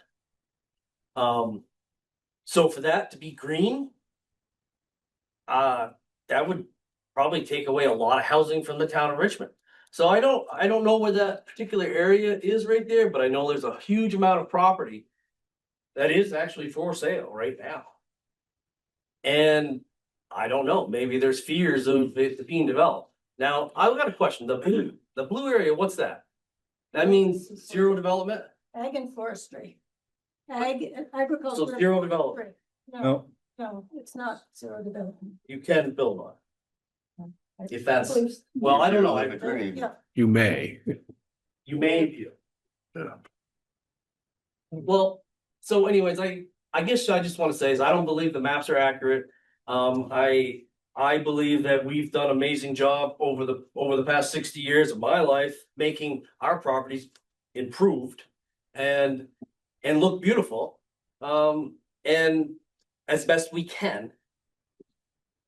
We don't need any more challenges. And that's all I got to say. Thank you. Thank you for your comment. Go ahead. Yes. Tim Carrier, moved here in 1984. I'm here in proxy for Darren Pratt. He owns a bunch of land along and up against Kara's, the Mounties. You guys gave him a permit to put 4 houses right here in this field. They're already developed, they're already in the plan. Well, now they've turned green. So when he wants to build for his grandchildren, does that mean he can't? Or does he have to go through a review or what? You already gave him the okay. Now it's green. All of this. See, here's here, this field right here, field B, is out of the floodplain. And you guys gave him a little bit right here. All of this is out of the floodplains. And you took all that away. The restrictions on the floodplains, your land use, land trust, and Act 250 already protect our conservation. What you're doing here is overstepping it to a new bound, to a new place that nobody can even define. You don't even know it. The planning, you're gonna change zoning in these areas. You already admit that. So you're gonna go 10-acre zoning on a farm? He just built 2 houses for his kids right next to him. You don't know where Darren lives. He's a big yellow house east of town, 1.7 miles. On Route 2. On Route 2, and he put his 2 sons' houses next to him. You go to 10-acre zoning and he needs to put that down in the field. He don't want it down in the field. He wanted them up near the house. You're stepping on all the land across the road is all under land use or land trust. Preston's, BYCC, everything all to Richmond, from the town of Richmond east all the way to Pipe Island Road is all under land trust. Well, people get away without paying taxes. Darren Pratt has been paying full taxes on all of that land. And now all of a sudden you're gonna say, oh, you got the same, you can't touch it, you can't touch it. We're gonna mandate what you can do with your land. He's not available tonight. He's very adamant that I come here and tell you that you're taking away the value of his land. You're making a perfectly good farm not perfectly good. You can't touch it. He doesn't have cattle. He leases it. Lease property comes and goes. The guy doesn't want to lease it, now it's junk. It grows up in sumac. You gotta pay to maintain it, and he does that now. He's got 65 acres up front. Nobody's leasing. So he pays $1,300 every 3 months to mow it, every month to mow it for 3 months. It's costing him money to keep it look nice. And now you're gonna tell him that he can't do anything anyway with it, and he has to maintain it. You're overstepping, and you've turned this map into a vendetta or a crusade, if you will. And on my land, I turned green. I don't know why it doesn't value my house, but nobody can put a garage or nobody can do anything now without special allocations from you guys. It's just what's going on here without notifying any of the landowners. We found out a couple days ago about this, and it was even in the words. And there was no communication with any landowners. And all the big landowners already got it in conservation. What are you trying to do? There's a housing shortage. We're just building another block. Make everybody go through it at 250. There's a housing shortage. Somebody wants to put a house up on a farm next to their house for their kids or grandkids. You should be able to. It's their land and they pay their taxes. Son of a bitch. Yeah. Thank you for your comment. Let's go to Emily online. Hi, everyone. Sorry. Thank you. So I've been listening to this for a little while, and I think sort of there's a bigger overarching thing here. This really, to me, sounds like a clash between intent versus impact. Okay. The intent was, as Judy said, as the Planning Commission said, it was to show us all of the things that are or could be there or happening in Richmond. Everything from animal corridors, endangered species, and what's already conservation land, our floodplain, our recreation, etc. What seems to have happened now is the impact from putting all of these things on one map is that to me, it sounds like it has made people who have owned property on this land of Richmond, which is, indigenous land originally, but whatever, people have their properties now and they're scared. They've had plans to build homes for their grandchildren, as that gentleman just said, or generations to want to continue to be a part of this town.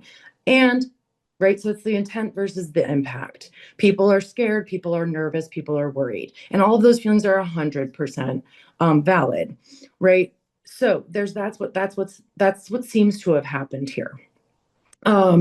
And those are all very genuine things. I don't think, and I found it really insulting that people would insinuate that members of the select board or the planning commission were protecting their property, when in reality, they were just layering things like in Photoshop on a map. And throwing out the entire plan, okay, is also not making sense. Hours and quite frankly, several 18 months of work have been put into other parts of this plan.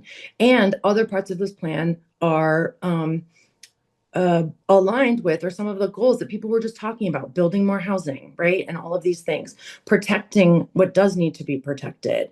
So I just wanted to point that out, that I think people are reacting and they're valid concerns, and that we just need to figure out how to and there's conflicting things. Like I'm hearing Marcy saying that it will affect 250, and then I'm hearing saying that Stafford saying maybe it may not. And I think all of those things are just making people feel really concerned and worried.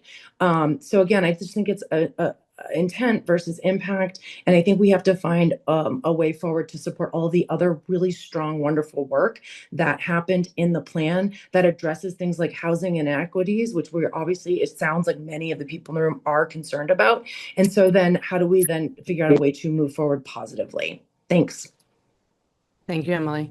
Mhm. We're going to take a couple more comments here, and then I just want to check in with the board, but I want to make sure that people's voice is heard. And I'm going to start with folks that haven't spoken yet. So Angela, go ahead. Hi, first Angela Cote at 130 Cody Road. Caitlin, Greg, Bard, thank you so much for your questions and what you had Josh display this evening. I was able to figure out what it was, my question from last night as to why I have rural conservation in the middle of my rural general yellow property boundaries. It has to do with the elevation. So Bard, on that methodology, item number 5, I believe, for the CCRPC methodology said to include elevations above 2,500 feet. That's for their proposed draft map that you showed. That was the second one. The first regional map that you showed, they had it as low as 1,000 feet. I'm familiar with the topography and the elevation of my property, and it would appear that the flu map that we're looking at right now has chosen to stay with the 1,000 foot elevation rather than raise it to the 2,500 foot elevation that is in the draft CCRP map. So thank you. I have an answer to my question, but now I have a question for you guys. Why are we not being consistent with the CCRPC's map and using 2,500 foot elevation and above? Thank you. Do we want to respond to that question?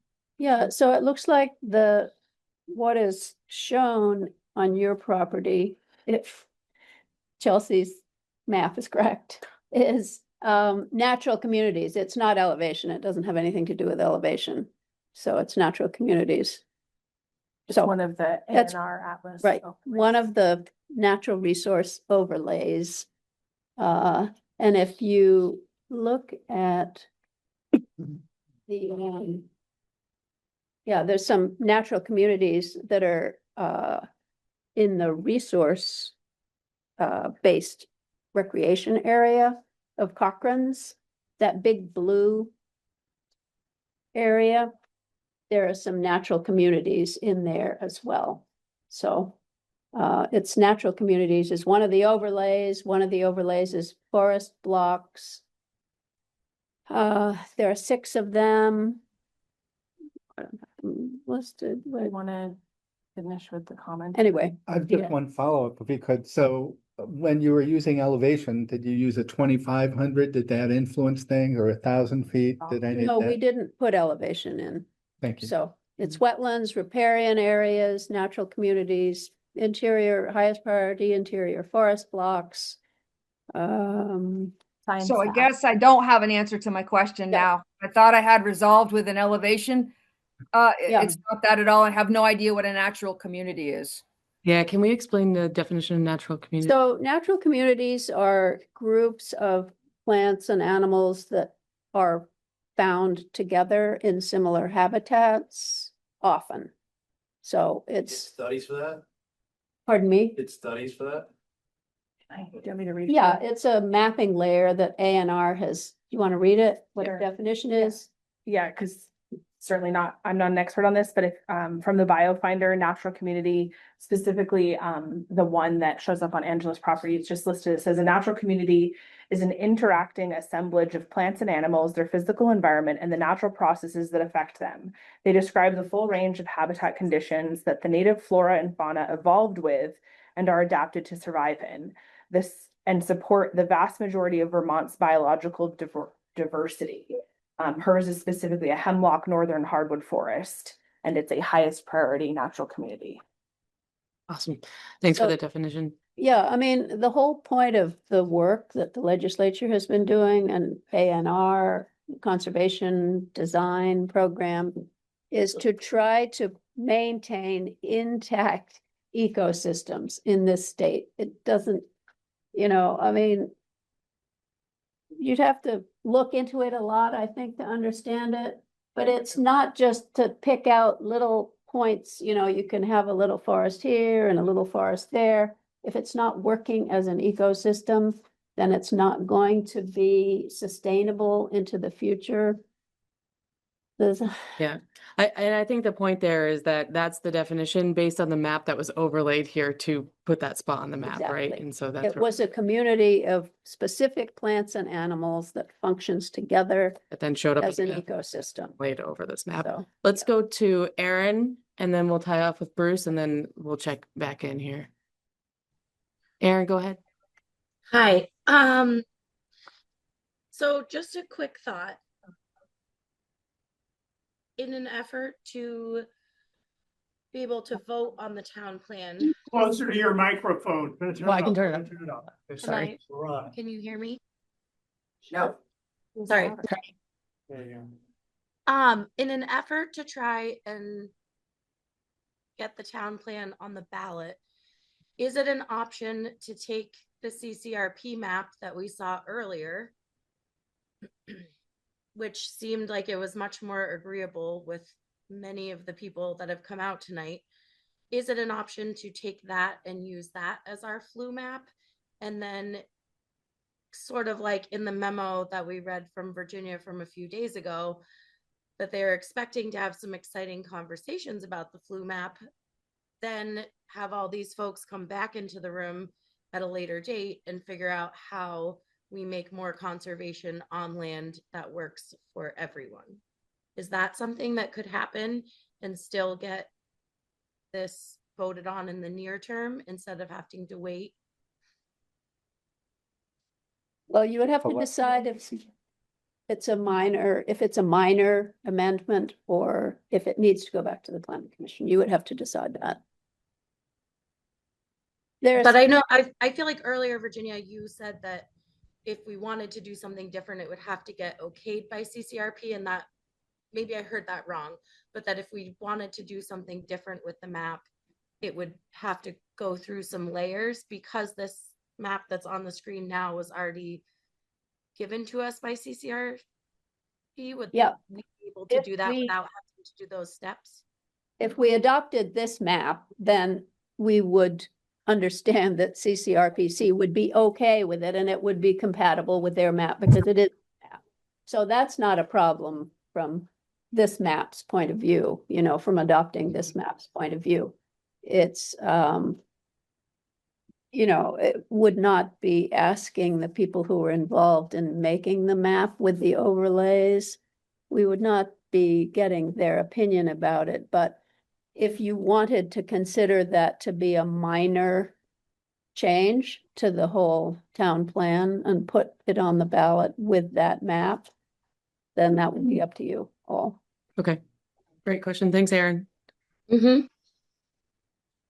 Can I ask Josh, just on that one particular point, is there a particular timeline that this part of the process has to be concluded in order to make the warning for town meeting? Tomorrow. Oh, for the town meeting, yeah, tomorrow. So tomorrow's, okay. Yeah, we need to know. Basically, tonight we have to finalize the warning. And is that, yeah, okay. So I said I was going to tie off with Bruce, so let's wrap up comments. Bruce, if you still have one, and then let's discuss around the select board next. You know, I was halfway through this discussion, I was very confused. Were we looking at a A&R map? Were we looking at our future land use map? There's a big difference between having an A&R map and a future land use map. And I think we've overstepped those things. If I have class 2 wetlands on my property, I can prove to the state either they're in or they're out. I shouldn't have the town making me go through another step. There's so many avenues to make sure these things are protected. We don't need more steps to do it. It is redundant to do it. And the last thing I'll say is I think we're trying to solve a problem that's not there. We are not having sprawl in our town. We are not overlooking our conserved property. We have been doing the right thing for a long time, and we've done it with 1 acre zoning throughout our town. And it has not hurt our town. If anything, most of the time, they're looking at us saying we need more housing in Richmond. They're not looking at us saying we need more conserved land. So we need to do something different. We need to start looking at more housing, future land use with more housing and not just conserved property. Thank you. Thank you, Bruce. Could I ask Mary a specific question? So Fire away. I wrote this down somewhere, but without looking up. Last night, before this was on the agenda, you gave us some figures about the percentage of acreage or land in Richmond that was conserved, and you had sort of the map of that. Maybe repeat it now just for context for people. Well, you know, I'm glad you brought that up. I appreciate that. That should be information that I should not have had to call the assessor for, that everybody here on the planning commission, and like Bruce, I too was on the planning commission during a town plan, so I'm not pretending that it's not hard work, but I don't think the planning commission or the steering committee or the conservation commission had the numbers of acreage total in the town, total developed, total conserved, total under current use. So this is from the assessor's office, but that's what you were referring to from last night, the amount of acreage. But that acreage pretty much should be as important as one of the maps. This is what Richmond has for acreage. This is how it's broken down for each town plan. Can I just, for the benefit of the audience, according to this, and we haven't independently verified it, current use 9,712.18 acres. She put current use on that is total property. Okay, That's so the only thing. Current use is down here. Oh yeah, see you. 41 something. So that makes sense. Okay, so it looks like the overall total is 9,712.18 acres. Land only parcels 7,227 acres. Richmond Land Trust has preserved 268.33 acres, also enrolled in the current use. Some of it. And Prelco has enrolled 1,420.40 acres enrolled in current use. No, the 1,400 is permanent conservation by Vermont Forestry Legacy Program. Yeah. The Okay. separate 146 is the current use, So hats off. separate. That's off to Wright and his family. That's a significant portion of the total. But I think Virginia in previous testimony, we can pass this around. Maybe we need to enter this into the record. Virginia said that there's a statewide planning goal of 30% of preserved land. By In the state of Vermont by 2030. So somebody can do the math, what 30% of, right? Well, you'd be recognized by the chair. Yes, please, sir. Make sure when you're looking at the numbers that land that is conserved, that is privately owned, may also be in current use. Right. So you just make sure you don't double count. Right. And that's an important point because I think the relationship between the plan and current use has been a point of friction. At least for some people. I know I've heard that from Ms. Harding and others. And go ahead. And that sort of target is relevant to what is referred to as disproportionate impact, because I think there's a sense of, oh, like, how much do you want to conserve? And I don't claim to know the right answer, but let's say it's neither a 0% nor 100%, but somewhere in there. Between 0 and 100. Also, and we all know this, if land is in current use, whether it's forestry or ag, it's not conserved. You can get out of it by paying the penalty. And there have been times in the past where there's been a grace period to get out without a penalty. So there's a difference between land that is in current use and land that is by deed conserved. So there's sort of black and white and gray, and current use would be gray in some fashion. Right. If you want to take 10 acres out, you pay the penalty for 10 acres. And that makes it red. Right, it's not the same as conserved land because the landowner can change their mind about how that land is used at any point and remove their land from current use. That was Judy. Tracy, want to go next? Put your hand up.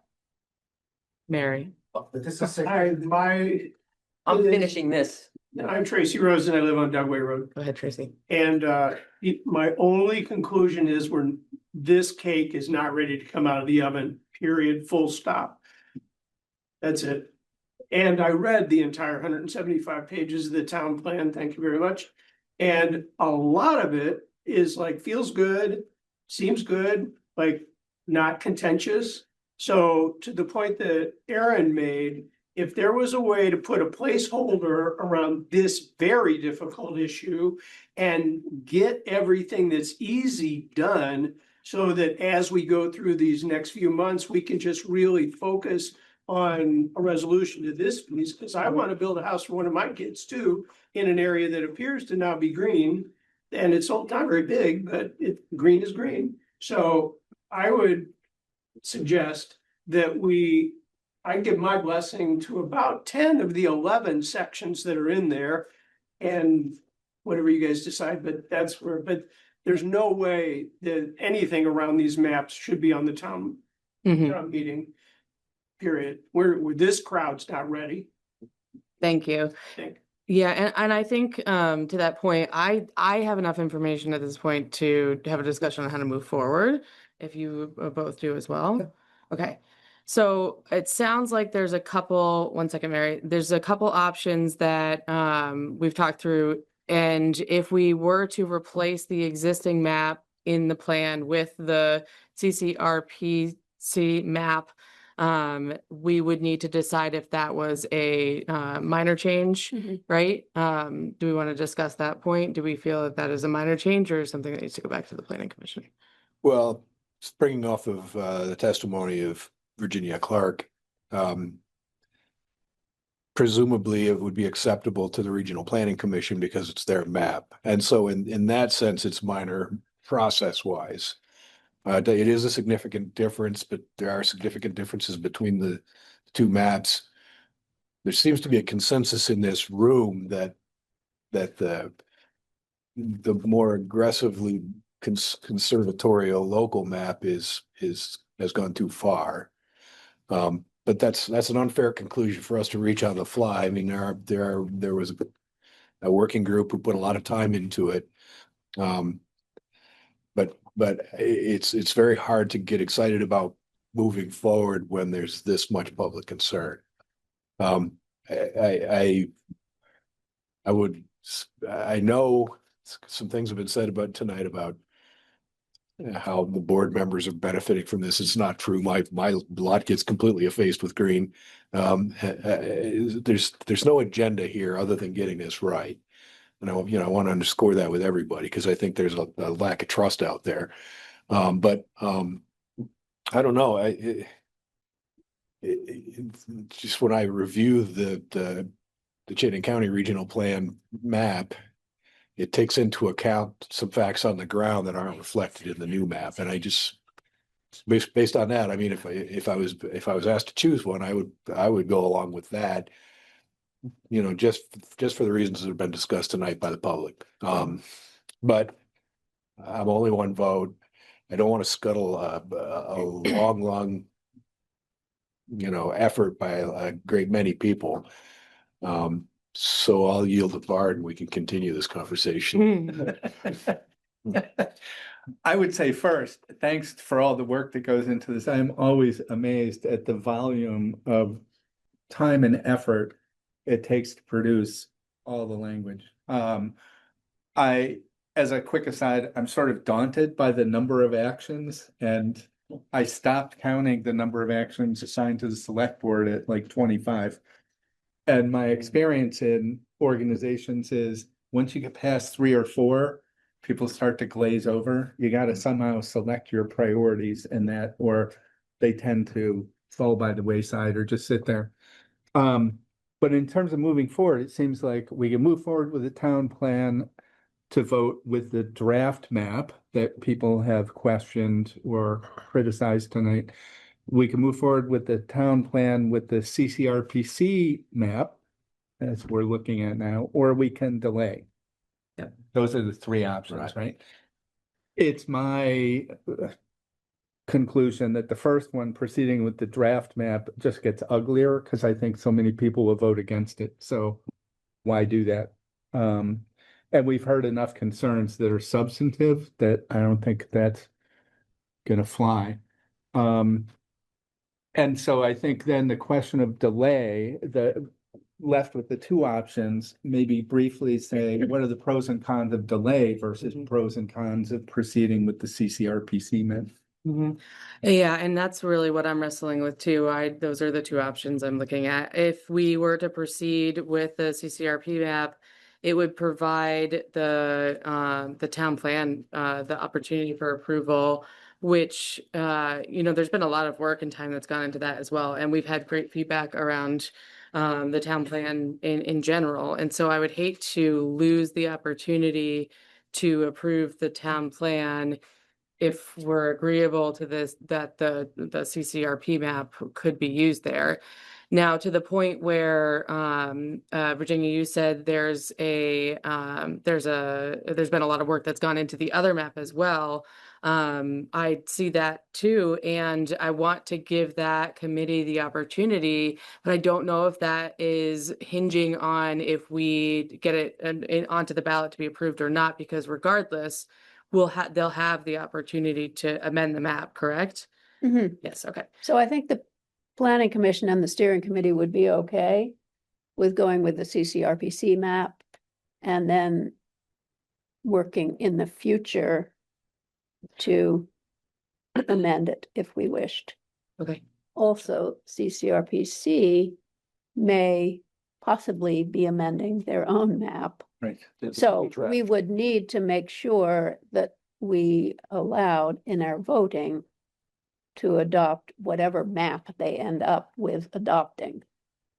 I'm not sure that we would need to go through a process again if CCRPC changes the map, and we don't expect major changes to their map. But we have no idea, I guess. So that's right. That's a consideration, is that if you vote tonight to go with CCRPC's map, recognizing that they very well could make some of the changes that people don't like here tonight. And so we I'm not saying they will, I'm just saying that's something to consider. And yeah, we can make amendments just as if we could make them to change the draft map as it is. Yeah. I'm confused. Oh, can I ask, Hold on, yeah. could you, Okay. could you add this exact map and only this map to the town plan, not to be changed by CCRPC, even if they change their map changes, our map stays the same, unless changed by, I guess the select board would be the body that would change that map after recommendation and review by the planning commission. Can we adopt that static map? I guess we could, the LURB has to approve their map. It's a LURB driven map. So if the LURB, let's say the LURB doesn't approve their map, what does that do to our map? I mean, we could, We'd have to change it. Yeah. we But we've do had the have chance to language discuss in the it, town yeah. plan that says if it's changed by the LURB, the Land Use Review Board, then we would review it and amend it. So as long as our vote goes through before the LURB, then any changes afterwards, it would be covered. Right, if it goes, if we do this now, then it will go through before. One other comment, if they change some stuff back, so their language is compatible with, so arguably they could do something to one piece of property and we go, nope, we're not doing that. We're gonna change it back yet again to what we want. So that's where I was thinking we're in control of our own domain, if you will. If we adopt this. Yeah. Yeah, and Question on that. yes, Bruce, go ahead. So you're saying. What if they went the whole opposite way? Said to us, you gotta put houses all the way down Route 2. Do we have to accept that? I don't think we do if we've adopted so it and why they've do we have to approved accept it. A further on our property here That's on what- that portion of it. Or zoning. I mean, why is it one way, not the other? I'm confused on why, if we adopt this map and our town plan that is only good for the next 8 years, that there would be any reason to be changing that map one way or the other. I'm very confused on that fact. This is our town plan in Richmond. I have a response for that, Please go. and Tom brought it up. They put errors and omissions into their document. They said anybody who's dealing with contracts and says, we're not responsible for errors and omissions, and they put it in writing in the document, rather than get O&E insurance on the decisions that we make based on their representation, it's clear this map is going to change, and it's going to change whether we like it or not. To your point, we should adopt this map as is, understanding it is a contingent plan. And the map making people in our community, this is not done. This map is going to get us going, but it is, understand, it ain't right. I guarantee you that. So we just need to understand this part of the document is a living document. I just don't see any way around it. And it's not a zoning document. But- Chelsea. This, Tool for zoning. the same has been said at the steering committee and the planning commission level, that this is and will continue to be a living document. I think, quite frankly, because of the fact that everything is changing at the state level above us. So there's no way we can avoid the fact that there's going to be changes and it's a living document. And I will say, just sort of from a different perspective of like, why would we change the map, is that, yes, this is our map. However, there's a legislative reason that the legislature passed down regional mapping. And it's so that they can then have control in the municipalities that they didn't previously have. So we may want to change our map if things change at the legislative level that we don't agree with. Right now, these 3 rural designations are all quite sort of fluid, and at least from our perspective, clearly there's different opinions, but they're quite fluid. The legislature could change that, and maybe we then don't like it and we would want to change our mapping. Likewise, like with the tier 1B stuff, that's putting tier 1B in the village center. And so where we map our village center controls that. So there's things that are sort of above our head that are going to be sort of. I completely understand that, But the Oh. thing is there's towns. Hey, Bruce, hold on. I don't think Chelsea was done, so I just want to let her finish her thought. That's okay. And I'll get to you after. I was nearly done. I was just gonna say, there's things that are meeting my down and recognizing that it's gonna be a work in progress. And, somebody commented as well earlier, I just wanted to speak to it. I can't remember who did, it was in the chat, that the implication that we were trying to, benefit one or the other, that's, at least from my perspective and the people I worked with, that is not the goal or intention here. And I guess the suggestion that that's what happened, Luck of the draw. precisely, it's mapping overlays that we don't control, but just consider how you're making people feel who worked really hard on this. Excuse me. Yeah.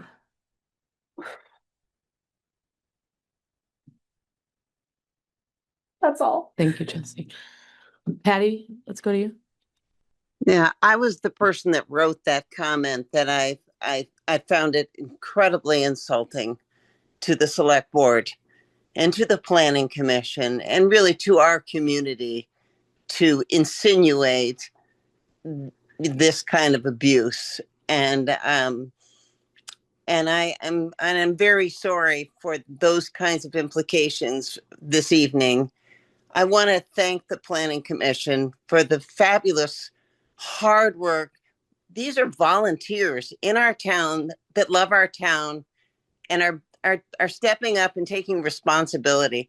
And the same with our select board. We need to be more thoughtful here in our language and in our tenor. And I just want to tell you, I'm so appreciative of you all and the hard work that you do and the excellent town plan that you have put together here. It's outstanding. And I'm also emotionally hurt by the kind of language that I heard tonight. And I think it should be shut down during these meetings when someone does that. Thank you. Thank you. I just have a comment about these sort of errors and omissions. So picture, I don't know, something like 12 people scattered around the state making 251 of these maps, because that's what happened. So I don't think we should be surprised when you go to them. Well, what about like Smith Street over here? That house isn't there. Those property lines have changed. They are Doesn't make him a bad person. And I apologize if I inferred that. My only point is that if we know, because of the lack of resources and the obvious lack of technology, whatever, that we're doing the best we can, we need to just anticipate that there are going to be errors. And therefore, to codify it any more than we need to, I think it's like, let's do no harm first and understand that we're getting somewhere. We're not quite there on this piece of it. And one other comment, I think the floodplain there exists on that map because people in this town said, dudes, you got to put the floodplain there because that like changes all sorts of things for our town. So an example of how they were responsive for what that's.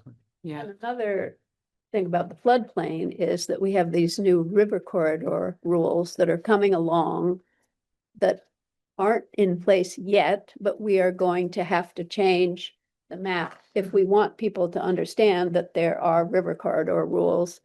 Yep. It's not going to directly matter because what's going to matter is the zoning. So, but anyway, that would be another thing that could be changed. So the choice in front of us would be to approve the town plan's third draft with some kind of language amending the choice of the maps. Or we forestall the whole thing until the primary vote later this summer, which ostensibly would give us opportunity to go through and tweak the maps. But in any case, the maps need to be adjusted, will be adjusted, are likely to be adjusted because of external and internal reasons, right? based on that, I'm inclined to try to move forward with, you know, the 99% of the cake that is baked, you know, and if there's a little bit of a raw bit in the middle, well, you know, we'll deal with that when we frost it. But I don't want anybody to lose track of the fact that there's a tremendous amount of work here that's not controversial. And we are very grateful to all of you for the time and the effort spent putting it together. As for me, I don't have any problem advancing the general plan. And I just think we need to focus on, you know, is there any benefit we had for attenuating the timeline versus do we accept the lesser of two evils on the maps with some kind of explicit understanding that we're going to continue to refine them with input from everybody? Because it seems like a lot of people are late to the party, and that's always what happens with these things. So 1 second. Yeah. No, that's where I'm at. I just wanted to put it out there. Perfect. Could I just add quickly to what he is saying, which is that we don't know when the LURB, the Land Use Review Board, is going to make its decisions. It could be after November, as far as we know. So we need to do something. And if it's going to change sometime during the summer, either from regional planning or from the LURB, we don't want to wait until that happens because it may be after the November. Sure. And I'll get to the comments in the room. I know, Bruce, you've got your hand up for a while, but Adam does have his hand up as a select board member. Adam, do you want to? Yeah, quick. Yes, I've been listening to all this, and I think there's something that, you know, I kind of pieced together over the last 24, 48 hours, which is seemed very obvious once I thought of it.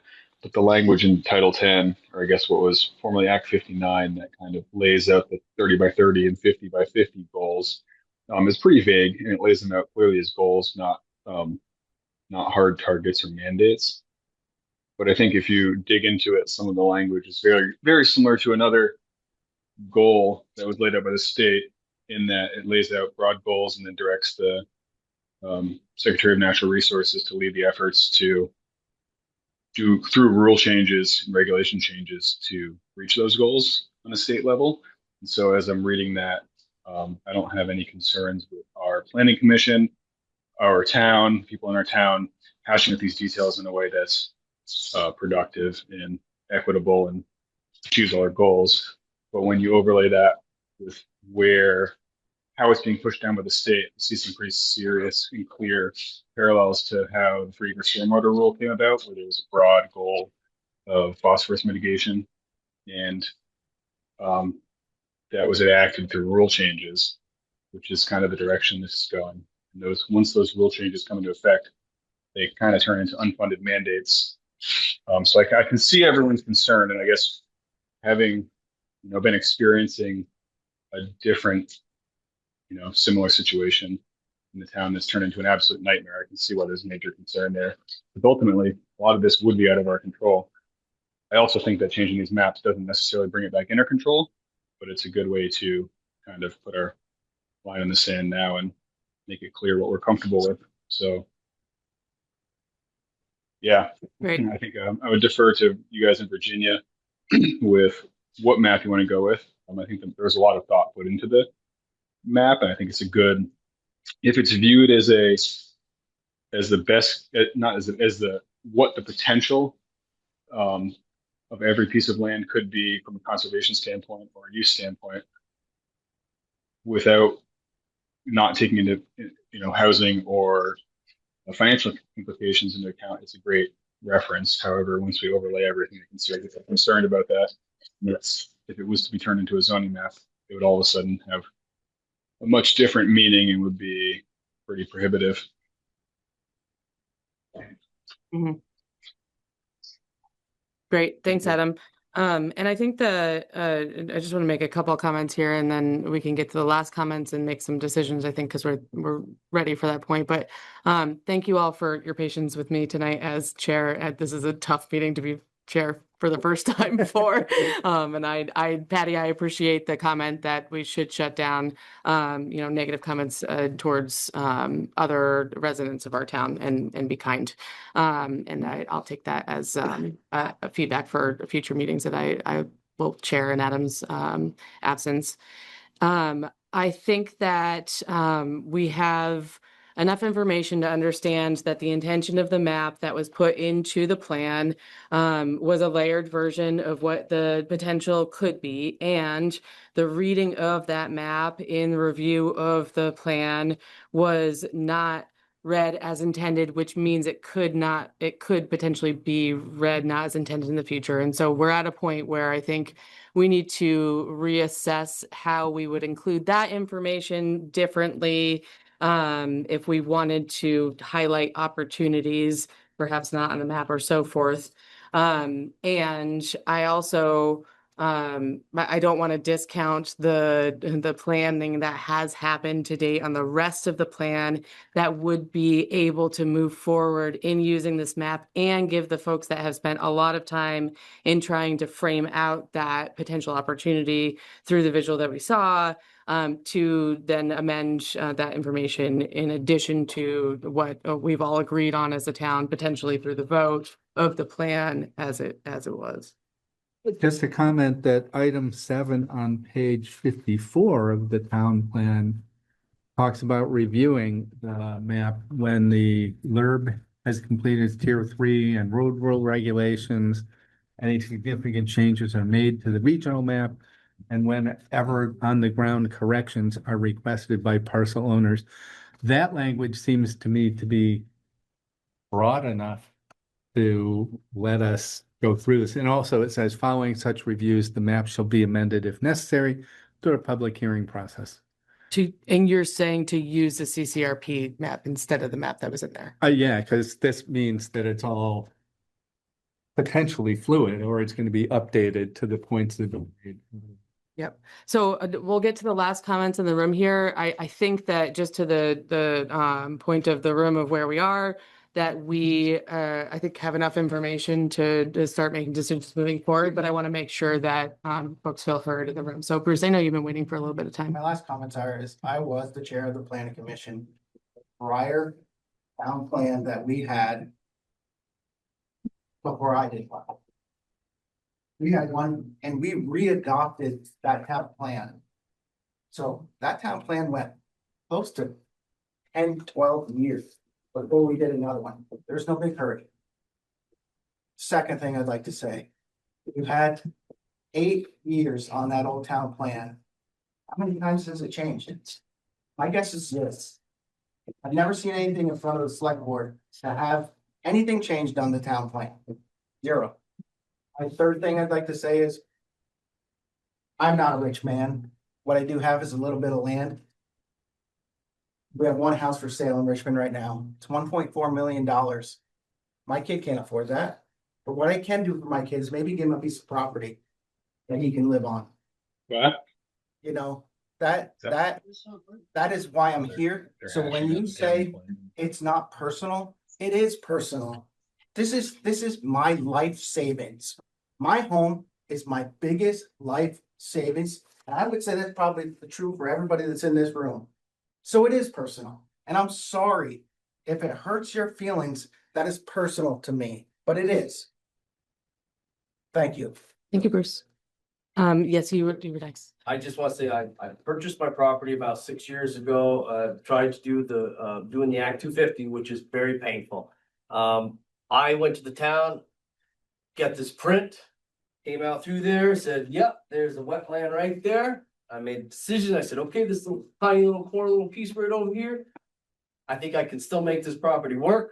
Now, all of a sudden, I've got more lines added. So I'm actually I would like to just halt it. I don't want to adopt this map. I don't want to move forward at all because of my permit process. And that is my reason, because I don't know how it's going to complicate things. I can get the Act 250 people in here like, well, no, zoning change and this, that, and the other. I mean, it just money. And every time they have it come up with a thing, you have to have a response. You have to have this. So I'm just saying, I bought my property with a small little piece, knowing what it is. Now I don't know where it's going to go. And this could affect my permit. And I'm really hoping to get one in maybe 3 months. Thank you for your comment. We're going to go Aaron and then we'll go back to Tom. Save time for me. Oh, yes. Yeah, I've had my hand up for a while. Mary. I was just gonna say that you might get more voter turnout at your vote that's coming up in March than you might in the August primary for the town plan. That's all I was thinking. Thank you, Erin. And Tom, I'm going to go to Mary because I didn't Let him realize. finish though, because I'm gonna be the showstopper. Okay, great. That's a shock. Oh, fine. Tom, go ahead. Real quick, I personally am in favor with keeping the zoning the way it is in the 2018 plan. As you can see here, there's just looks like an outline of the floodplain that's now conservation. Our house and garage and probably the barn and maybe a few other structures are located within that area. We have over 7 farm ag structures on the property and I don't feel like I'm accurately represented. I also wanted to say, Virginia, you mentioned that the planning commission sent the updated Richmond map back to the CCRPC, is that correct? Right. And they approved it. After it's been adopted. And they have to approve the whole town plan, including all the maps. Yeah, so my question and my concern is that going forward, when CCRPC does their review, are they reviewing this map that we're looking at on the screen, or are they reviewing the Richmond map that was provided them by the planning commission? Well, if we adopt this map, they will look at this map. We do not believe that they would approve the 2018 future land use map again. What I was asking is the Richmond town map that everyone here has had issue with. Right. That was sent to the CCRPC and they gave their approval on it. Well, to move forward. preliminary approval. But if we adopted this map, this is the map that they would be approving for us. Even though the more restricted map might be more appealing to them, it would kind of be. No, I think you should dissuade yourself from saying that, I think. That presumes that they think we should do less development. The available evidence is they think we should do more development. Yeah, they were fine with that map, but they'd probably be even finer with this map. So. Is that right? Not true? Absolutely. I mean, every conversation I've heard there has been, frankly, not every, but most of them have had housing as a central theme. How do you get more housing? So if you embed that in all this. And apparently there are like 5 towns that are having to renew their plan this year, 26. And several of them have submitted this map, just the same map, as their future land use map, because it's easier, I mean, like, we can't go and make a whole new map in the time frame. So what we did was we used theirs as the basis and then adjusted it. So now we're taking away the adjustment and just, if we go that way, just using that map. Mary? Thank you. What I have here is the disclaimer language. Thomas pointed it out. I didn't realize he was going to say it. I think you need this. I don't think you really need more paperwork. But that's the disclaimer language, which disallows any SOB. Yes, I said it, and I'm not apologizing. I don't need any more friends. But nobody can sue us if we have those disclaimers in. It replaces shall and will with should, could. You could be sued. You could have your ass sued off if you don't have that same disclaimer in our language. So now, Vermont Planners Association meeting, Kathleen Gent, who was a town planner, zoning administrator at the time, and then Seth Jensen, who I think was a town planner, and I was on the planning commission. We all went to this Vermont Planners Association in South Burlington, and I was never so insulted by anybody in my entire life as it relates to working with anything within the town. And I acknowledge that there was more reading when I was on 6 years of the planning commission than the 6 years I was on the select board. Much more work. And we too did a town plan. So at that Vermont Planners Association, the female presenter said that related to the town plan, if you planners and planning commission members want to get something on a property, just draw it on the town plan map. Chances are it'll be approved, and it won't be until later on that some ornery farmer notices a path on their land. Well, this ornery farmer's hand shot up like it was lit with dynamite. So this was the Vermont Planners Association who directed everyone in the audience. Kathleen Gent was there, Seth Jensen was there. They heard the same thing that I did. But the idea that this can be snuck in, quite devious. Well, let's again watch our language and make sure that we're talking in facts and not pointing towards people. No, I'm talking in fact, it's verifiable. You can pull up some sort of a copy of it. So Virginia already stated the 2030 conservation goals for the state of Vermont is 30%. Greg pointed out that we need to verify the total acreage. Well, I think everybody here that is responsible for this document, Select Board, Planning Commission, future planners, need to get the total acreage verified on letterhead so that you can have it as a working piece in every document that you produce. This is what we have. And by the way, current use is a temporary conservation. It is still conservation. I took my land out of conservation because when my land got flooded and I had, the only choice I had was the buyout because the federal government didn't honor the flood insurance that I had had since flood insurance was available in this town. The only option I had, and it was recommended by a person from the state who said, I shouldn't be telling you this, but your only chance is the buyout. So I went for the buyout, which was one of the worst mistakes ever. And that's because my property was flooded. Lost my train of thought there, but I'll get it back. George Safford's planting. My tree planting can only be challenged by what George Safford planted. I've planted 3,000 units on my land. 2,000 are trees and 1,000 are lilacs, rose rugosa, or elderberry. So I know how to conserve land. Yes, I can identify George Safford. I grew up on one side. That gentleman back there grew up on the other side of George Safford. We were there before George, a couple of years though. But I learned a lot from George. Cochrane Road was elevated.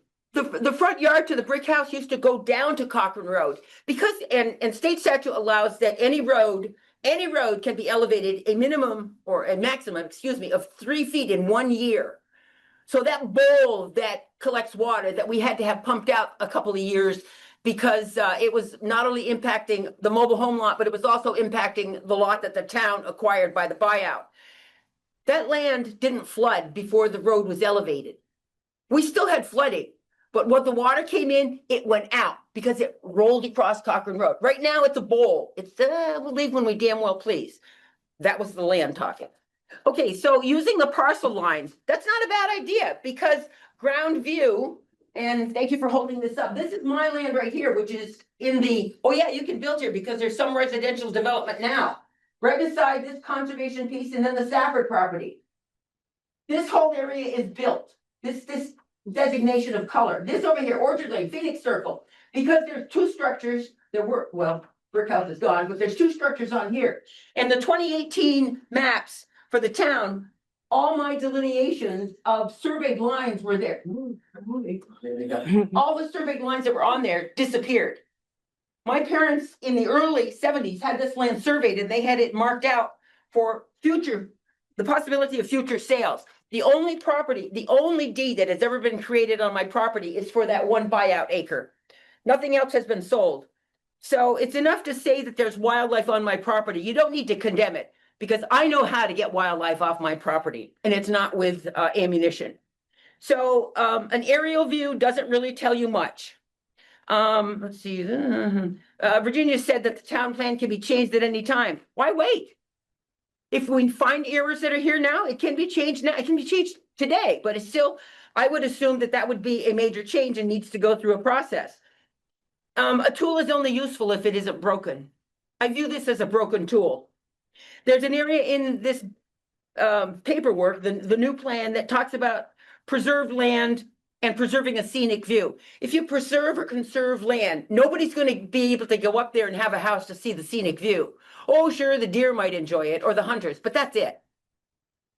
When I worked on the town plan before Bruce's term on the town plan, the proposal was that the Cochranes was not a recreation area. Yep. Mary, I think that Nope, not going to go. Hold on. I think that we've decided that, and that we've already discussed that we're not going to be adopting that map tonight.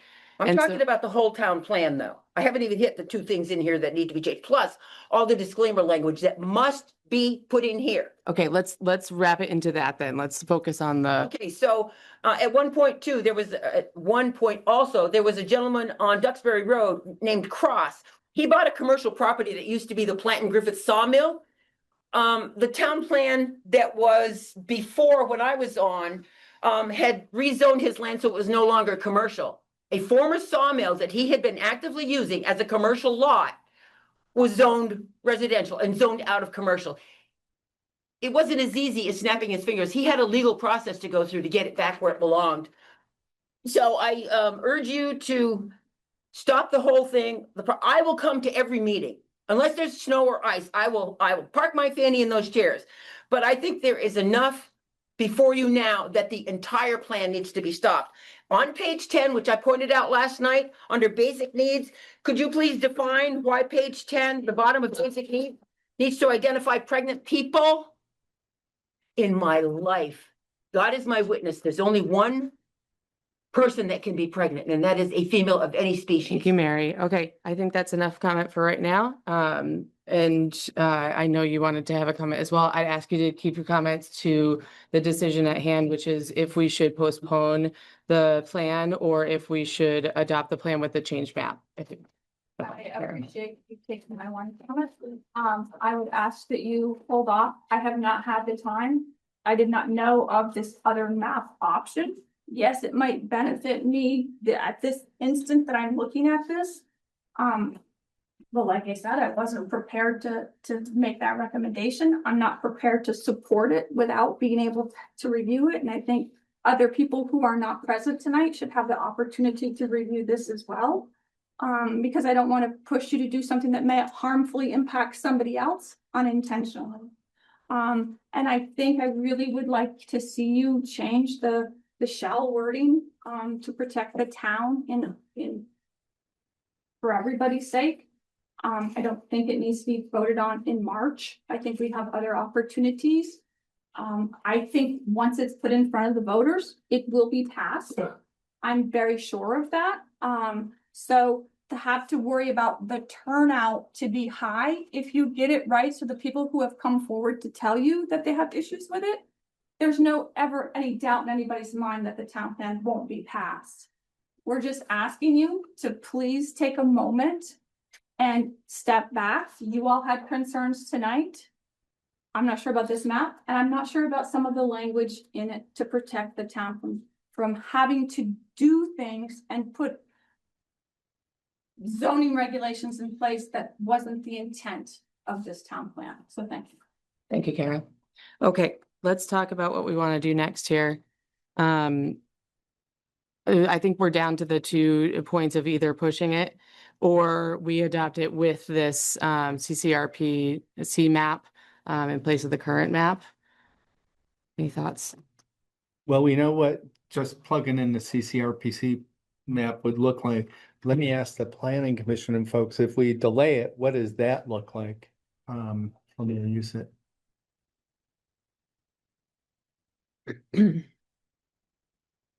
Well, the planning commission would have to meet and discuss the map situation.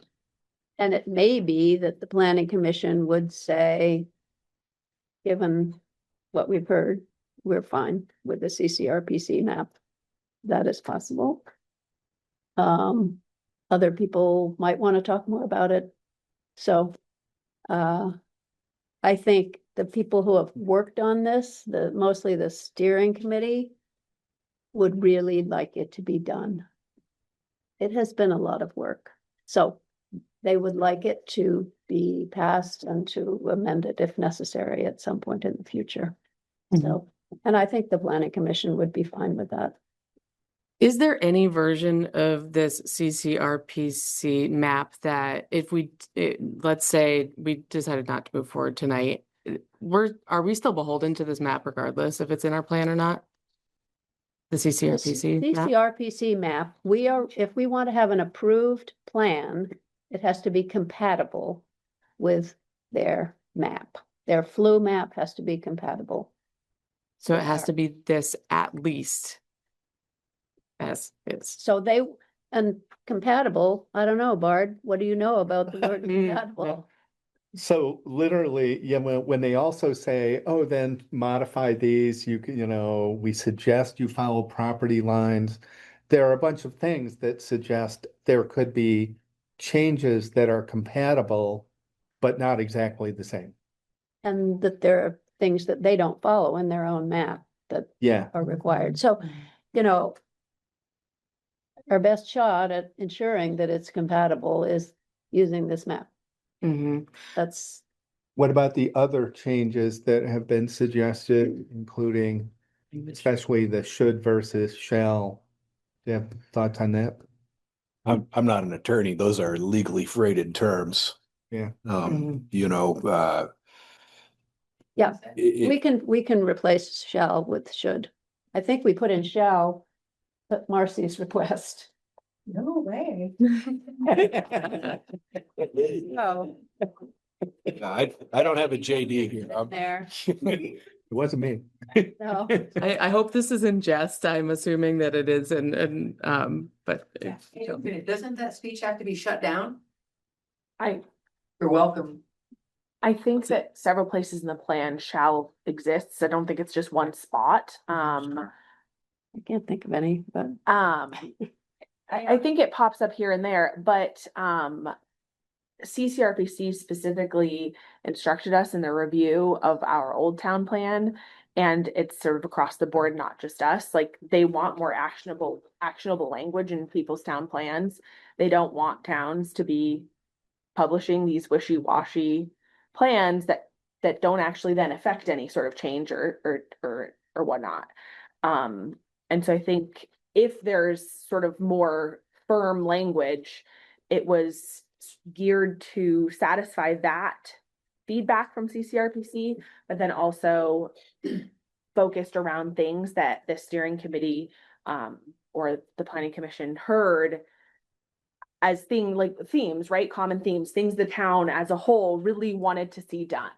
I think you'll find those things are more firmly worded throughout the plan. And thank you, Chelsea. I think that the delineation I'm having in my mind is the content of the plan in its collective whole. We have had alignment on, and we are what we're talking about are these specific changes within that I think if we change shall to should, and that put us in a better position to then assess that and amend it in the future if we wanted to, that is I'm not too hung up on that piece. Again, like the map, if we change it to the CCRPC map, and that's already, we're beholden to that anyways. And that gets us to the place where the rest of the initiatives that were in the plan are something that we put out to the town and that we're aligned on. But I do think that in order for me to be comfortable in doing that, we've changed the map and we changed the language notes so that we could amend those back if we needed to into more what was the word that you used, Chelsea? I'm sorry. Firm. Yes, firm words. Yeah, I understand that point of view. It's very context specific. I mean, yeah, it's a big difference between I may feed my children and I shall feed my children. And I don't. But should you? Right, but that I think that would take a careful sorting through the document to make sure that there aren't some instances where we really, really want to say you shall stay out of the floodplain. I think we really mean shall in that instance. But I think if the overall thought process is the map's going to change, then that could change too. I'd have to turn it back to the people who wrote the document if they think that language is context sensitive enough to cause a problem for us. I'm just skimming through a bunch of action items, and I'm wrestling with, do they overpromise? And consider potential for establish an ordinance that would seem to say, oh, we'll establish an ordinance, continue to identify and upgrade undersized culverts. We certainly plan to do that. A lot of these things are, in that sense, relatively benign, but I haven't gone through every action, obviously. Yeah, well, as I explained in my memo, one of the reasons there are so many action items is because we recognize so many things that we were doing right. Like, obviously, we're going to go on replacing the undersized culverts, but it's good to put it in there. We're confirming that this is a continued goal that we have, is to replace the undersized comments. Some of the action items are going to depend on being championed by a group and coming to you and saying, for instance, we had a lot of comments about appointing a recreation director. Well, this is a money thing. Yeah. Some group is going to have to put together a proposal and come and champion it to the select board, who are then going to have to think about, you know, do we put the money towards this or not? We're not saying, we avoided anywhere saying appoint a recreation director. It was always consider appointing a recreation director, because obviously there are many factors that would go into That was the salad item Hold voted on, down. Yeah, well, there was a lot of public input Things come about around having a like recreation. the tides. You know, I'm yeah. not surprised that the idea hasn't died for some people. It may get turned down again, Mary, but that's kind of the role. Yeah. You know, that's how it works. So anyway, a lot of the, I don't want to stand in the way on this language change. I'm in the same place as you, like ideally, but if we're pressed for time as we are, I mean, I'm going through there are very minor typos and, you know, kerning and, you know, font sizes here and there, but As a select board, you know, we need to make a commitment to follow on with this map project moving forward if we do this tonight. The people leaving the room here tonight need to know that there's going to be an opportunity to dig into that. I think we've moved big time in the direction of the concerned citizens, you know, and you know, by abandoning the more aggressive map. There's no way we're going to get it perfect. We know it's going to change over time.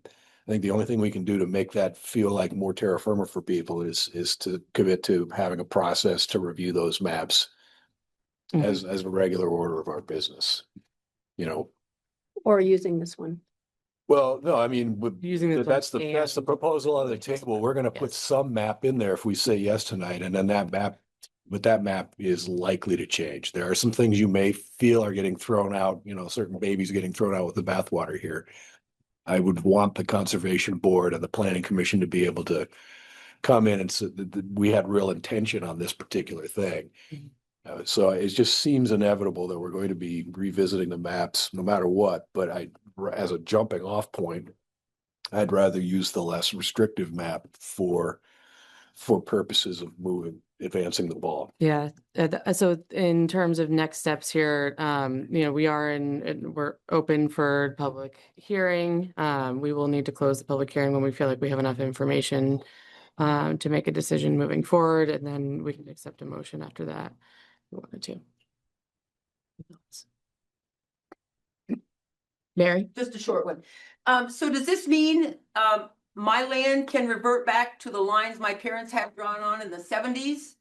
That there's going to be a change on my land? Because right there, according to that information, and in the 2018, you can see the lot lines, which are not there. And the next map that you showed, my entire property was green except for the floodplain. Thou shalt not build in the floodplain. I know about those issues, and I certainly have no plans to, and I won't. But just and by the way, if I was agriculture and I had a farm, I could build anything I want in the floodplain. How do you like that? So am I able to see by this map that my land beside the preserved land that's in the Richmond Land Trust, that my land is going to be drawn out of that? I know there's turkeys over there, but they don't pay the taxes. Any idea? Well, as far as the notion that there was a previous subdivision, there's nothing in the town plan that would erase a legally created subdivision. But you're talking about something that happened a long time ago. Whether or not that exists is a title question. It's got little to do with this document. The whole of it is your holdings. But if there are separate lots created within there that are not reflected, that's a matter of the land use records in the town office. This would not erase that fact if it was valid. In previous renditions of the map, the 2018, for example, the lot lines are there. They're invisible. You can't see them.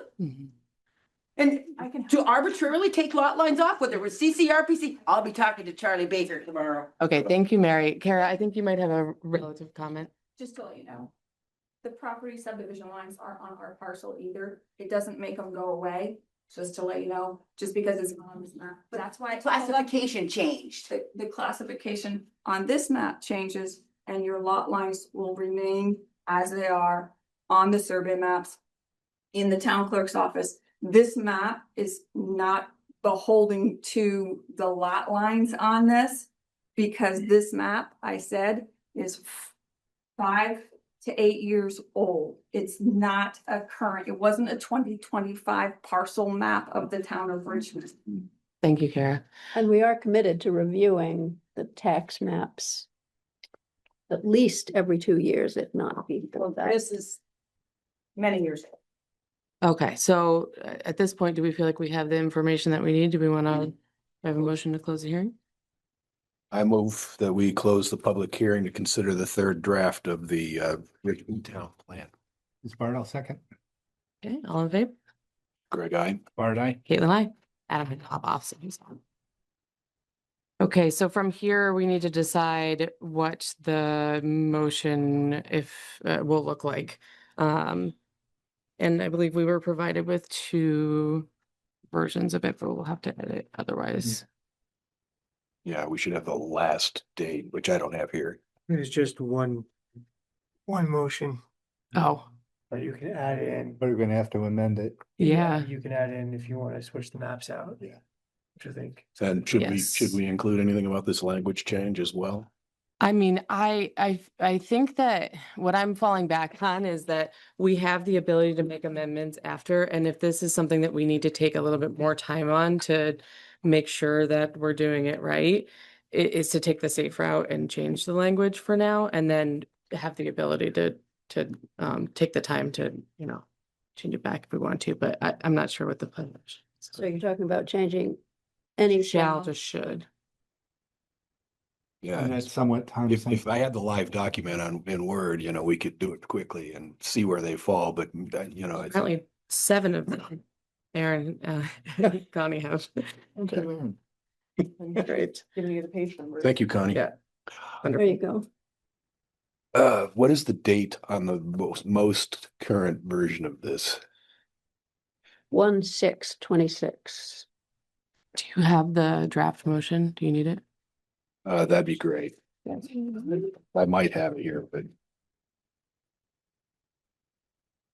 Oh.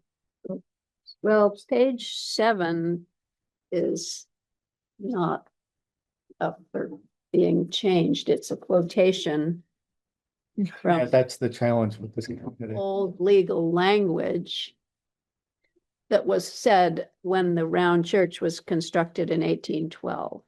So with the exception. Each shall peaceably share, if requested, their equal share of said house. So you don't want to change that? no. Well, that was a thing that was said in legal We can go documents, through so Shall by shall, if you want. it doesn't Yeah. have any impact. If there's on only anything. 7, It's we a have- historical- Each Just shall. Proper just searched it quotations, up. maybe we'll just say. Yeah, that's what we got Thanks, Aaron. here now too, so we could, like, there you go, it's right there, So that's the leave shall. that. So leave Leave that that one. now. All right. I would leave that one. I Habitat mean, characters shall be preserved. piece of actual language. Where's your list of page Well, numbers? here, I got I it. think I'm doing the this same is thing she's an doing. example of one Yeah. that would be should. Yep, that would This be is from page should. 52, so first shall on page 52. Should be All should. the other bullets are may. Um, So for parallel construction, wouldn't that be should? Yep, Would be should. let's make that should. so shall to should, Yeah. I thought you had somebody. okay, and then the next shall, Oh, you have a time lag still. Mhm. Didn't show up. All developments. No, I didn't change it. Oh, you didn't change it? No, because it's I'm just making some notes. Okay, thank you. I'm sorry. Maybe there's, what's that? Page numbers down. Yeah, I'm writing page number, so shall the should, and then the next on 52 is this one, all development in this area shall. Just this, Guys, There we go. I can't hear words. All development in this area shall be compatible with future, this is future uses. This, I think it should. Yeah. Yeah. It should, it is language, I think, taken from the statutory definition, but that's okay. It can be should. Well, can we constrain this revision to any uses of the term shall or may under future uses? The other ones, I think we seem like we're okay with. Well, no, you just changed. Yeah, we just changed one. This one here. on- Yeah, let's- This, Future change to should, Oh. why On my not? paper, shall and will. So it would be should be compatible and should continue to be allowed. There's a typo in continued. So that Yep. is the third shall. okay? Continue, take the D off, continued. You, No. you love that. Good. Well, I mean, the amount of editing that goes on. And is not proofreading. lot. So 175. that, I want to draft a motion that will accommodate this need Yeah. while giving us the opportunity to do it, Can we? So we go to- without a gun to our head. Yeah, let's go to the next one. There's only 7 of them. We've already gone through Maybe 3. Pretty on. frame it as with including the Following such reviews. revisions discussed tonight. Shall be amended. Shall be amended if necessary. I mean, if you wanna, I think that shall needs to stay. right? I mean, That's it because we should be want to amended. be able to amend it. Yeah. Yeah. Very good. Okay. There's a question That from the one. audience. Sorry, go ahead. Current use one, is a current use participant, I think it should be shall. I was just gonna say, yeah, Current use. Okay. that specifically was how the planning commission and the steering committee responded to Marcy's concerns. That Oh, current Okay. use shall still be allowed, Yes. Okay. not should, because then maybe we could say it's not. It was the first bullet under future uses that I said was very restrictive. Yeah, You're but the right. I second did one ask saying- for the You language asked in for the that to second be one. put in there. Okay. So I the thought you were asking for both of those to be changed to shall. first one should be should and the second one should be shall. You writing all this down? Right. Okay. Yes, Josh is. can Yeah. try to make notes. And then, yes. We're gonna go back through and make sure. There you go. Yeah. Okay, so this shall on page 54, that stays, we said. Yep. And we moved on to this shall on page 77. Where do you want to go with The that? following maps will be maintained and updated in coordination with CCRPC and state agencies and shall be used in conjunction with the future land use map. like that's okay. Well, Yeah. it touches on conservation lands and How about this? Agencies are. Or these are used in creating. State agencies. And are used in Agencies are conjunction. used, Can, Can be used. may be Yep, used, let's- should, Should or any can of be. those will be Okay. in there. Yeah. That's not shall become shall, and we'll language. limit it to that. This shall become should or. Should. Shall become should in this case, I think. Okay, What page is that? 77. I would have said shall, but What?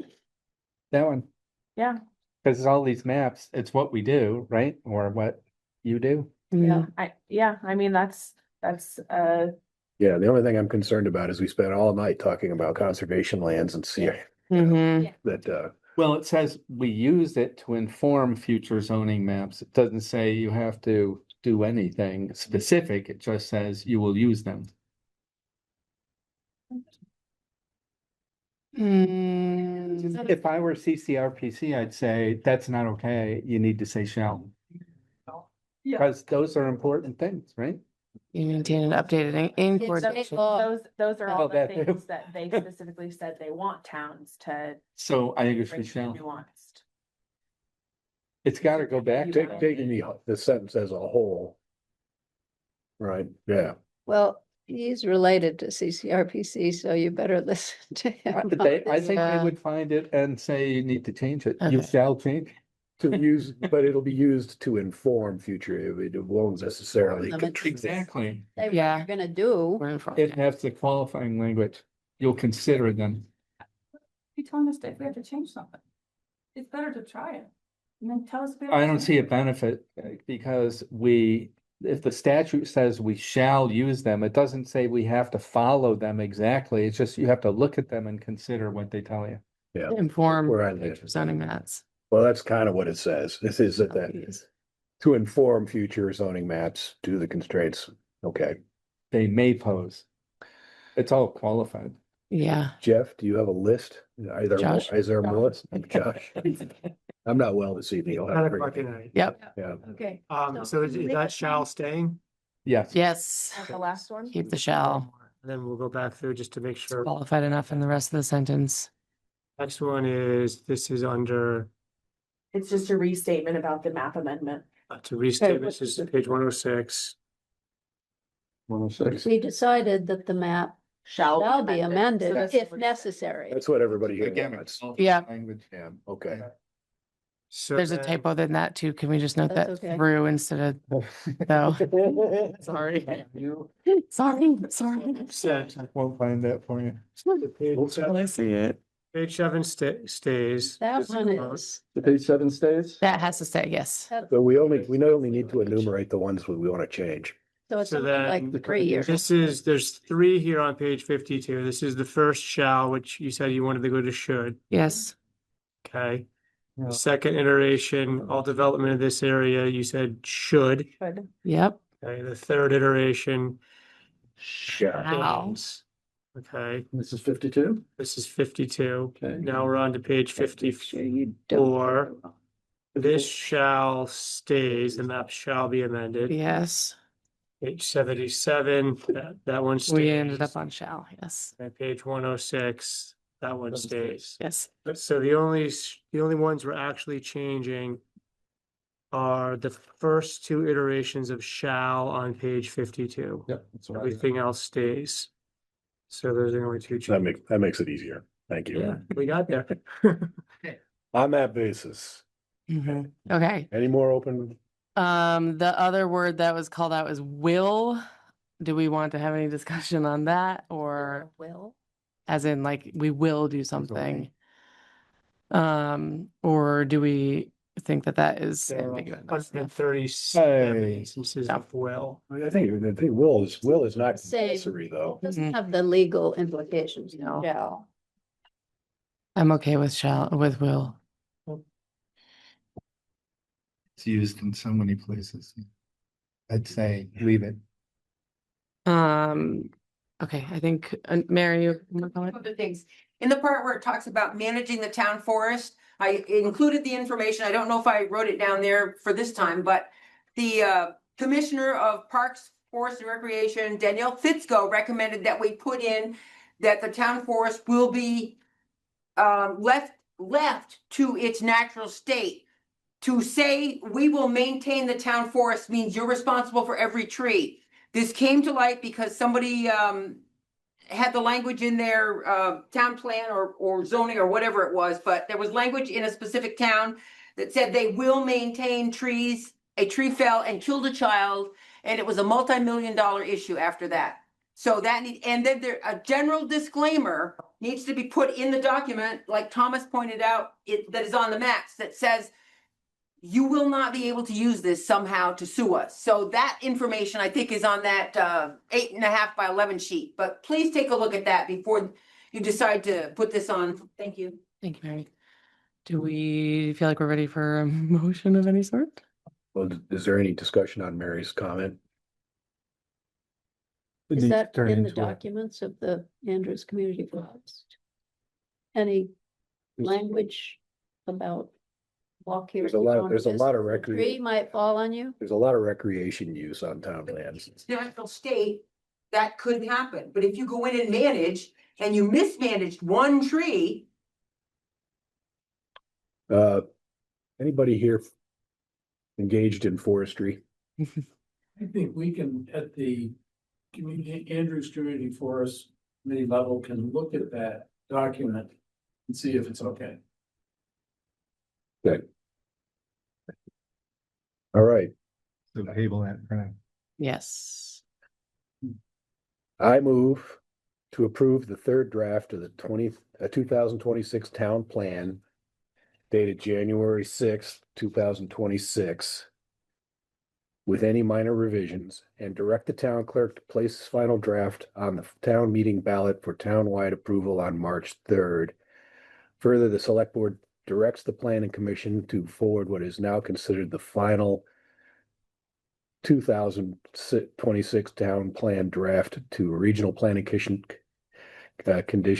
commission for consideration and adoption with the following amendments. Language on page 52, where the words shall appear, will be modified to say should. In the first two iterations. In the first two instances on page 52. Secondly, the future land use map prepared by the Chittenden County Regional Planning Commission will be used as the basis of the future land use map in its current edition. Should we As say what the- page that is? As the future land That- use map, It will, not the basis, but the just the prior versions of the future land use map will be struck from the record. And Did you want to put a page number in there? Somebody said. Well, it'd just be exact if we had the Yeah, page so, number. this is the one on page 54, right? Yeah, there you go. that's being stricken from the record. Yeah. And then And then insert in lieu thereof. I'm saying current edition, but we can put a date in there if we want to, if somebody wants to offer a friendly amendment. And I would entertain a friendly amendment if anybody wants to direct the town forest committee to look at the liability issues of men. I think that's a sidebar. All right. Yeah. We'll make sure that gets put into town business in another forum. That's my motion. Great. I will second that motion. Thanks for crafting it. Okay, call to a vote. All in favor? Greg, aye. Bard, aye. Caitlin, aye. Great. Adam? Yes, Marcy. Just for clarification, is the January 6th version of the town plan, which is what I think is in your amendment, Greg? Is that the version that includes all the amendments that were presented at the last public hearing? Yes. Yes. Thank you. Great. Okay, we will thank you, Planning Commission, and everyone who's participated this evening. I know it was a long discussion. I really appreciate everyone's input and everyone being patient with my leading here, and thanks. I thought it was a good discussion. I think it's great that we can all speak in the room together in a productive way. And thank you for everyone who's put so much time and effort into this. I'm looking forward to voting on it in the ballot. Thank you all. Oh, thank you. We do have one more agenda item this evening. So the second agenda item is consideration of approving the town meeting warning. Thank you, Mike. Yes, thank you. So we want to address their Yes, proposed we do. Yeah. within this item. So this is the item. It's not this. Can we blow that up a little bit? Yeah, I'm making sure I get the right version. Yeah, there's V1 and V2. I'm not sure what the difference. One had town plan, one didn't. And we added one item at our meeting yesterday, right? You did, so we can go through that. So basically. It's your turn. Welcome to come up if you want. What's different? Okay, so this has, shall the voters of the Richmond require adopt the 2026 town plan? And this also has conservation funding, and this has voters of Richmond approve the town center reserve fund. So this has town plan, town center reserve fund, which was added last night, all the appropriations. Yep. Okay. Got the budget for the July fireworks from the floor. Awesome. So let's go back to our topic, and thank you for staying with us and sticking around. Thank you for the patience. We appreciate you sticking around so late so we could talk about this important matter too. So just to refresh from last night, do you want to pull up, do you have the It's from, yeah, the other agenda. Yep. So we received a petition that Josh will pull up here, and we discussed it in last night's meeting. And so you have come back tonight, and we want to discuss that as part of this topic as we're approving the warning and agenda as well. So once Josh gets that pulled up, we'll put it up on the screen. But did you want to make any additional comment to No, that? I mean, my name is Wafiq Paur. I live in 50 Duran Road in Richmond. The petition is very clear. It is in over 15 other towns and city. It's in Montpelier under Article 12. Why we started it at 5%, collecting it, it's what Vermont asked us to do. We heard from some towns that they get the same advice, but they overcome it by voting no, we're going to vote it because the advice is not necessary. It will change the opinion of the town or the select board. I was in Bridgewater town 3 days ago. The Underhill, they voted 3-2. For it to put it on the ballots. So why a lot of select board, they think, well, it's not local issue as an excuse not to put it. I believe the question of Palestine is very much local issue. The question of human rights, equal rights, where we stand on racism. And I believe we choose the language of apartheid-free community, which is adopted from American Friends Service Committee. We adopted it because it is the end goal. If there is no racism on that land, if we take the racism and push Israel to accept everybody living from River Jordan to the Mediterranean Sea as equal, there is no war, excuse for war. If there is respect for human rights, equal rights for the people who live over there. Now, it is more necessary than other time because United States is a partner on the crimes happening over there. United States is feeding into the war over there. And for the official to listen to us, we're going town to town. And in many states, thousands of organizations and churches, they signed into this to put the pressure. Same like what happened in apartheid South Africa. Vermont was pioneer by that. And there was incredible, courageous governor, Madeleine Conan, the first Jewish and the first woman who made Vermont apartheid-free community for South Africa. What happened in Palestine is no difference. We're not talking apartheid just to attack Israel. You are talking about Beit Salem, human rights organization, Israeli, call it apartheid. Amnesty International called it apartheid. Human Rights Watch called it apartheid. So if it is apartheid and the public can vote on it, it's not to the select board to decide otherwise. I think select board has to follow what the public wants. The same public last year or the year before, they voted for ceasefire.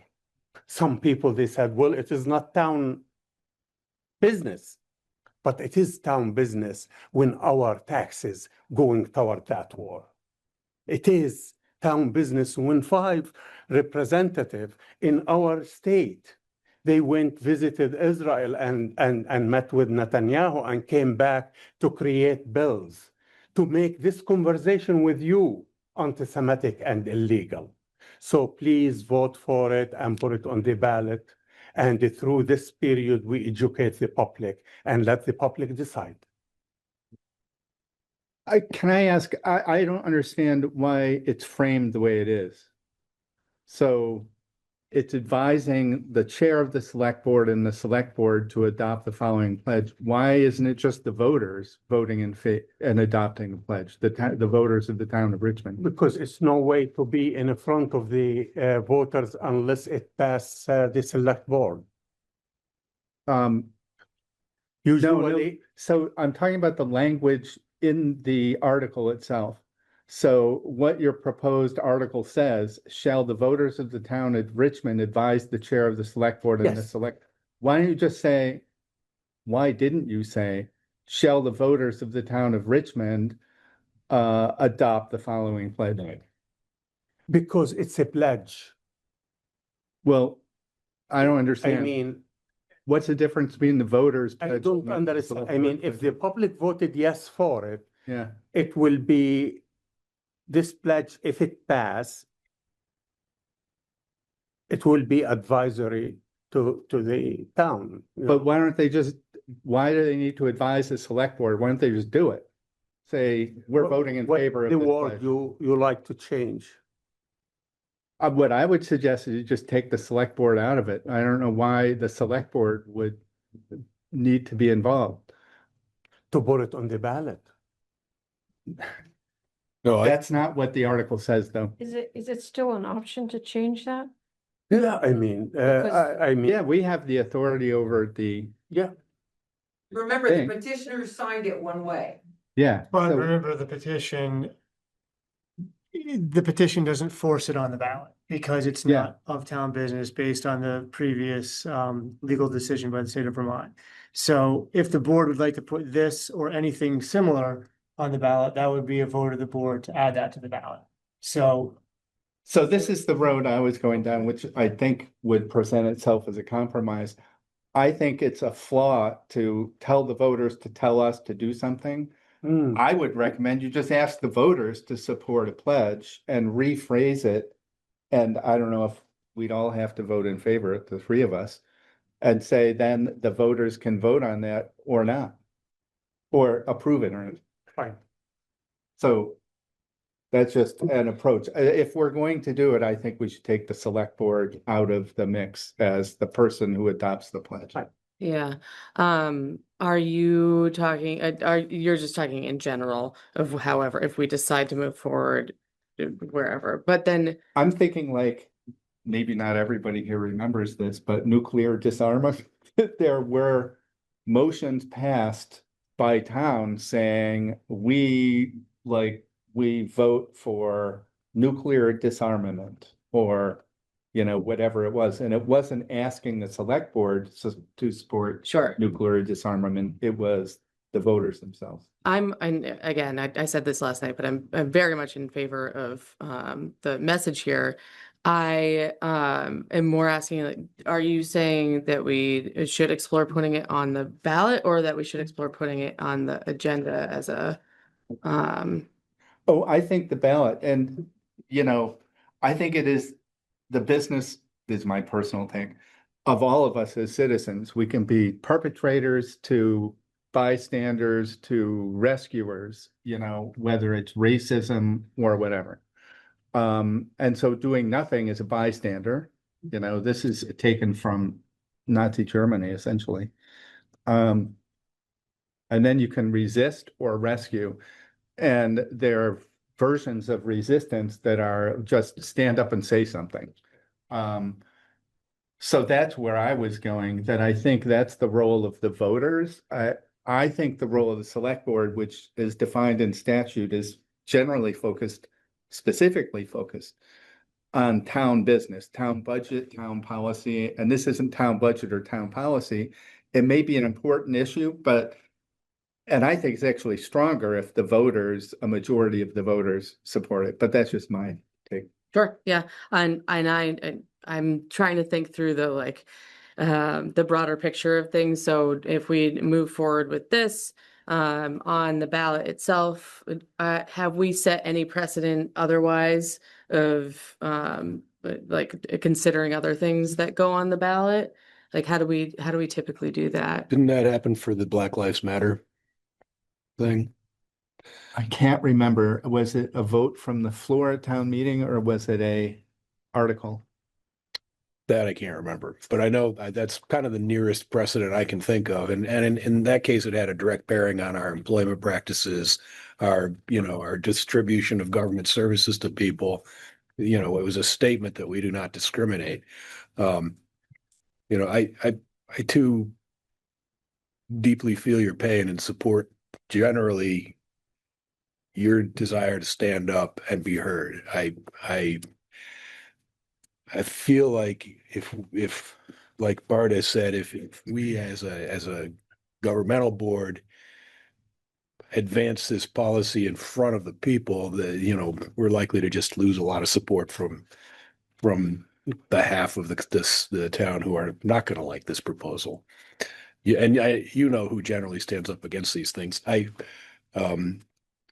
think the conduct of that war was not just.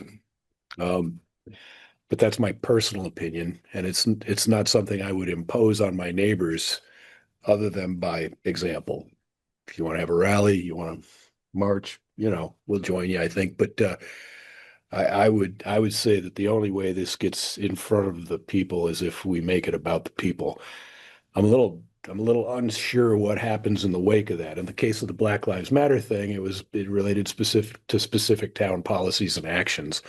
I can't imagine a specific town activity that we would change our behavior on in support of your concern. So that might be interesting to sort of hash out. I do want to note that, I'm sure we have many Jewish citizens in town who are probably going to be opposed to this. It is clear to me that this is a doing of a particular Israeli government, which is a democratic state, and a particular administration, and not all Israelis support this war or support the mistreatment of the Palestinian people that we've been seeing. So I don't know. I understand you wouldn't want to soften any of this language, but I do want to make a point that I think we're not condemning Israel. We're really condemning the Netanyahu regime and the people who support that. Can I answer it? Yes, please. That's why we're here to dialogue. First, the war in Palestine, in Israel, the occupation, it is not a Jewish question. It is Zionist question. Yes. It's ideology. Okay, understand that. Yes. Two, if we're going to say only Netanyahu and we will go back to the other massacres, it's Begin, the other massacres, it's Sharon, it's other massacre, as if the Israeli are isolated, they are in a bubble, has nothing to do with it. No, the whole system is racist. When we say apartheid, what does it mean? It means this government, not only Netanyahu, Israeli government in general, operate under different laws. There is a law for the Jewish, and there is a law for Palestinians. Not only the same law, one for the West Bank, one for Jerusalem, one for Gaza, and one for my cousins in Galilee. It's a completely different.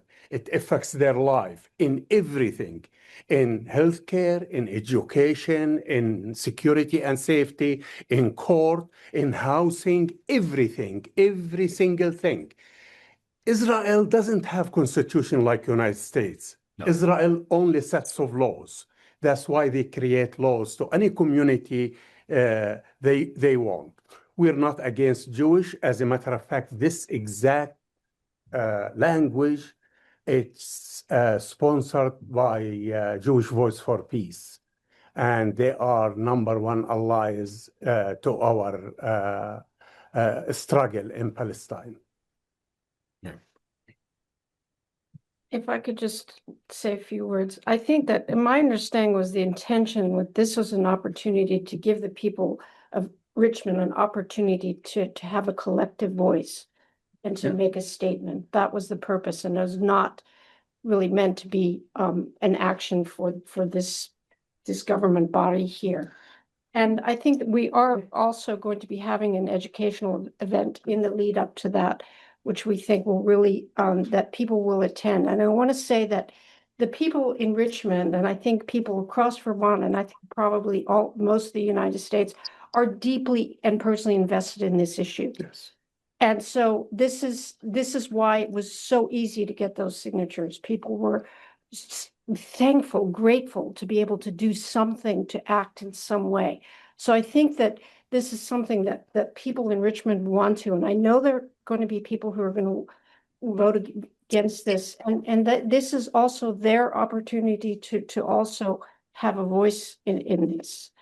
And so this is when, you know, when you put it on a local ballot, I mean, this is something, it means that it focuses our attention on this. It means that if there are people who are not paying attention and who aren't really thinking about it and haven't started to educate themselves, this is kind of calling it to their attention and saying that, well, you're being asked to vote on this.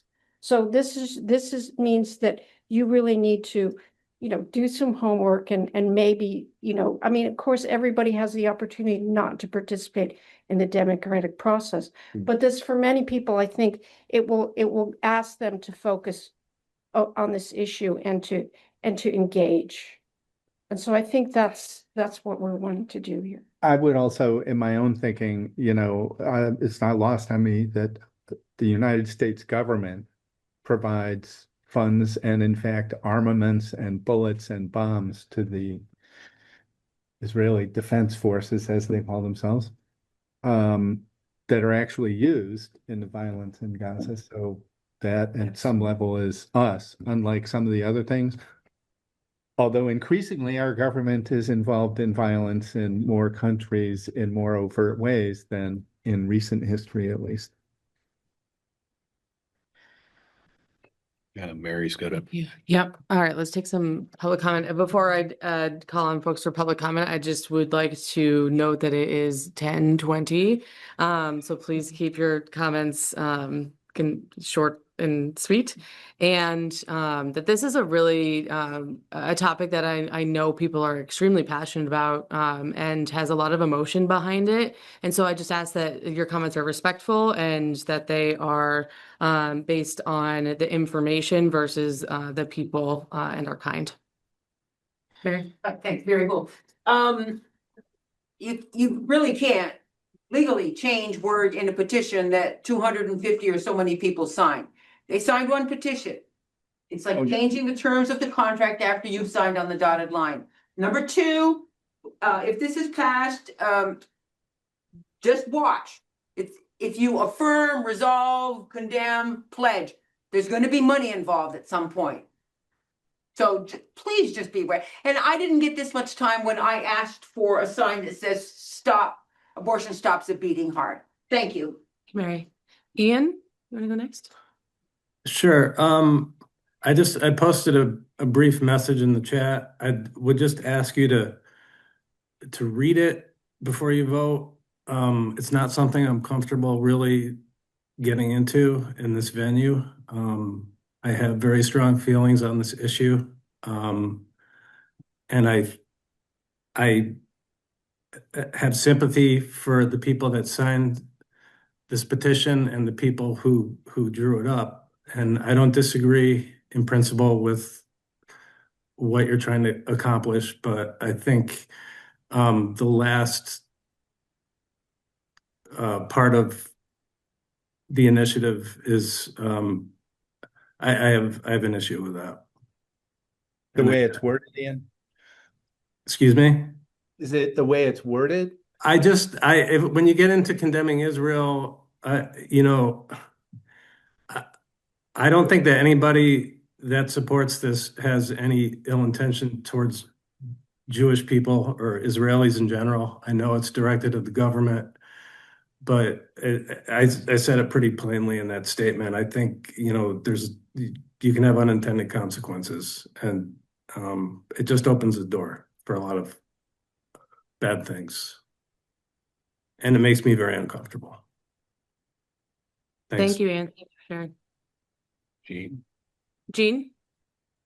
Hi, I just wanted to clarify that I heard somebody saying to take the select board out of that petition. And like Mary said, I don't believe you can modify the petition once people have signed it. That petition would need to be presented exactly the way it was signed. And so I just want to make sure that I heard that correctly. So as a point of law, Josh, is it not true that the select board has control over the town? So I think there's a bit of a difference. So if it was a petition specifically about town business, yes, then it would be forced onto the warning as written. Yes. Because, and as signed by the petitioners. Because our attorney has advised that based on case law, it does not force its way into the petition because it's not specifically about town business. It is then up to the select board if you would like to add it on. And in that case, I think you have the leeway to make some changes because it doesn't legally bind it on the petition because of the previous case. There you go. Mhm. Thank you. On the ballot. I just want to just call out on Ian's statement the part that I think that we should just take a second to discuss, which is that it potentially violates Richmond's policy on equity and inclusion. So I just want to put that in the conversation and discuss. We have thoughts. Yeah. I think it's opposite exactly. If you don't put it to the voters, you are violating my equity. Yes, we're going to talk about some people will think it will raise the anti-Semitism, and we have to admit anti-Semitism existed, but it's European phenomena. We are not here in anti-Semitism. Here in Vermont, 3 Palestinians got shot. Here in Burlington, not far away. Yeah. Here in Vermont, 2 other Palestinian students or solidarity with Palestine, they faced deportation. Racism against our community is everywhere. Now, if we're going to say a question of equity is this petition is anti-Jewish, it's not fair.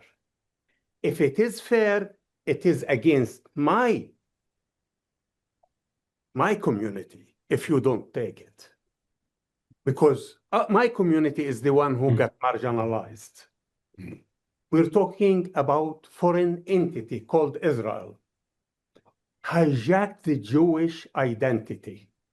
They say we speak in behalf of the Jewish people. We have a lot of Jews are our allies. They are struggling with us. They're standing with us because they are not Zionist. Now, somebody is sensitive because they are Zionist their ideology, they believe the Jews in Palestine, in historical Palestine, they have the right, the supremacy, to call that land between the river Jordan and the sea a Jewish state when equal number, I'm not going to say more, equal number of Palestinians, they are non-Jews. Non-Jews. They are Christians and Muslims. So a nation state to call itself a Jewish state just because it's violating the other population. Thank you. Just very Yep, go ahead. just briefly, it's nothing in that language that's about Jewish people or about Israelis. It's not even about Israel. It's about a system. It's about the apartheid system in Israel. And that's what this pledge is asking people to oppose. An apartheid system. And I don't know why anybody would want to defend that. Thank you. And I just want to, in reaction to that, I stand by our policy on equity and inclusion. And I think when that's called into play, it's important to have the conversation. And thank you for your insight on that. And Ian, I appreciate you sharing with that. And you have the right to your opinion as well. Patty, you want to share as well?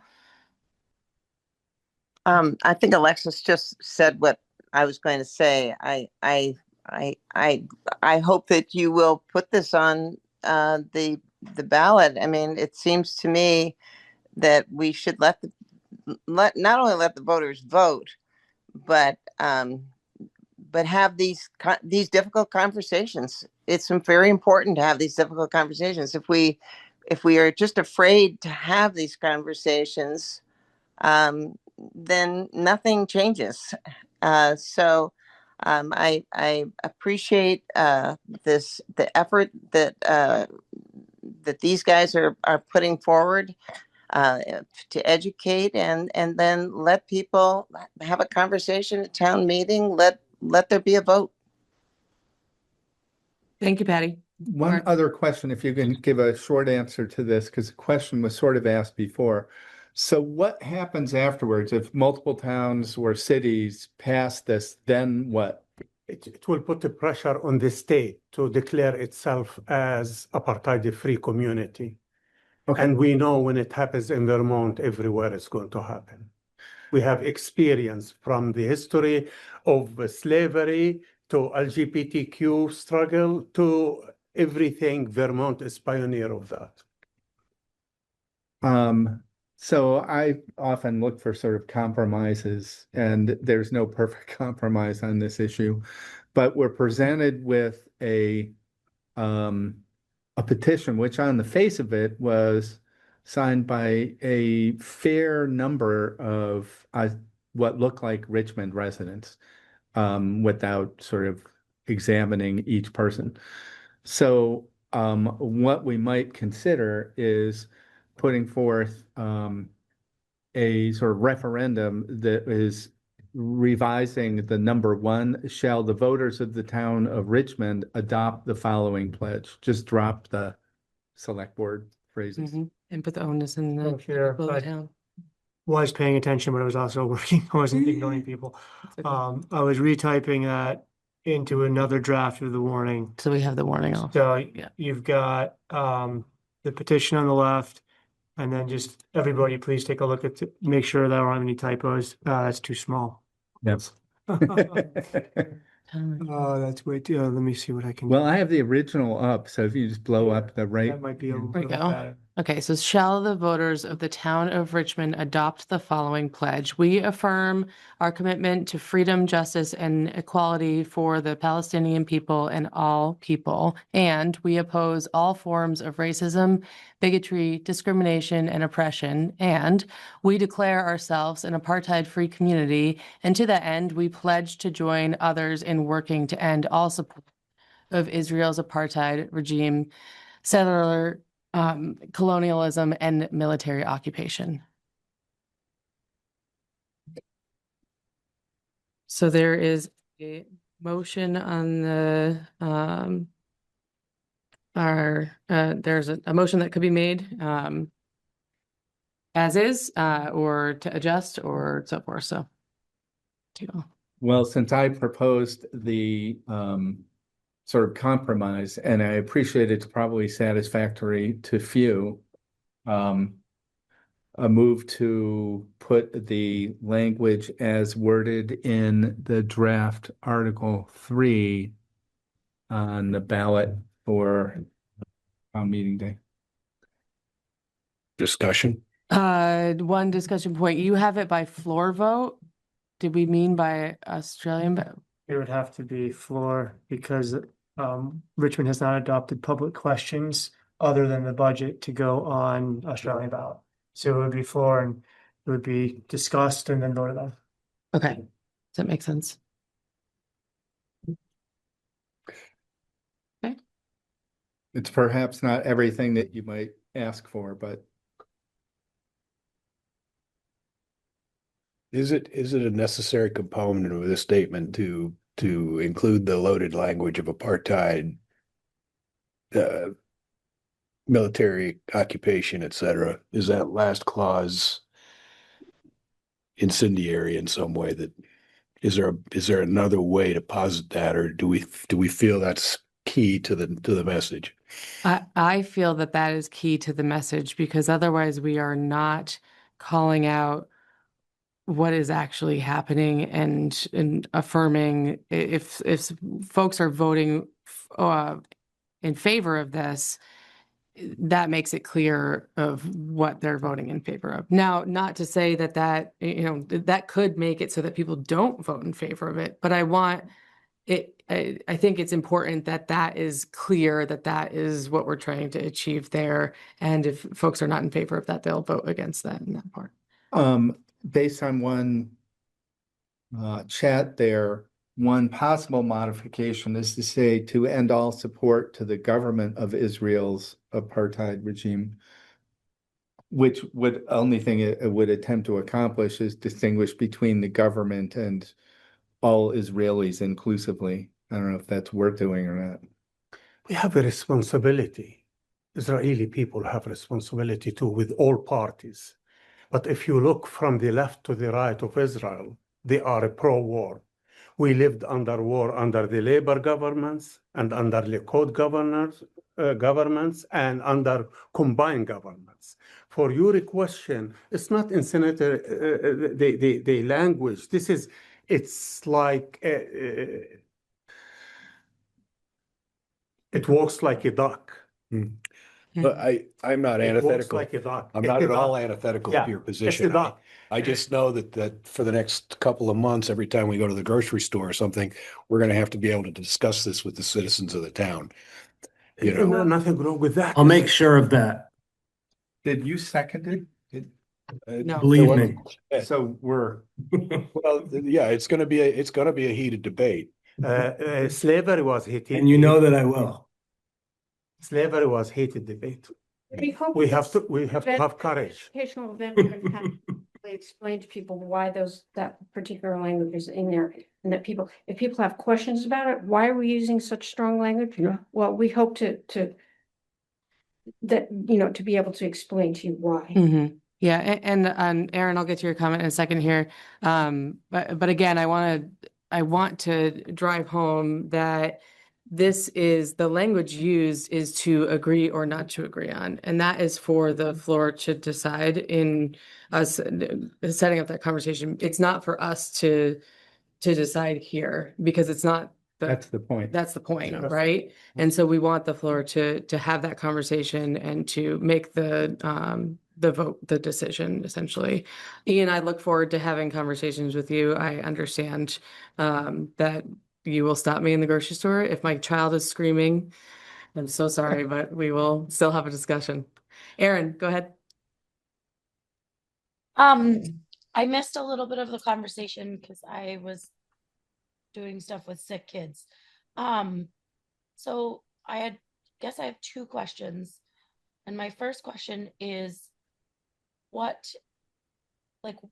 happens if this doesn't get passed by the voters? I guess I didn't know what the long-term goal was other than pledging that we stand in support of this, but what happens if it turns out that the town is not in support of this? Is that opening up the town or the people that are voting on the floor to any sort of unsafe situation? It's on us to educate the public. Yes. I mean, we open the subject and it's on us to educate the public, and we might do more work and be more present in town and make more lectures and films, etc., which is we're going to do anyway, to educate the public. And we are trying our best to bring the subject to our schools because we need our students to learn of what's happening over there.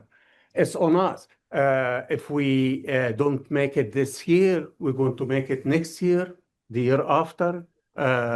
This is what America taught us, that democracy at work. And that's why we are sitting here. Yeah. We are using the tool of democracy to bring to the public a question. So a reminder that this goes to a discussion at town meeting among the voters present. That's how it works, right? And to the point of democracy, that is one of the best examples of democracy.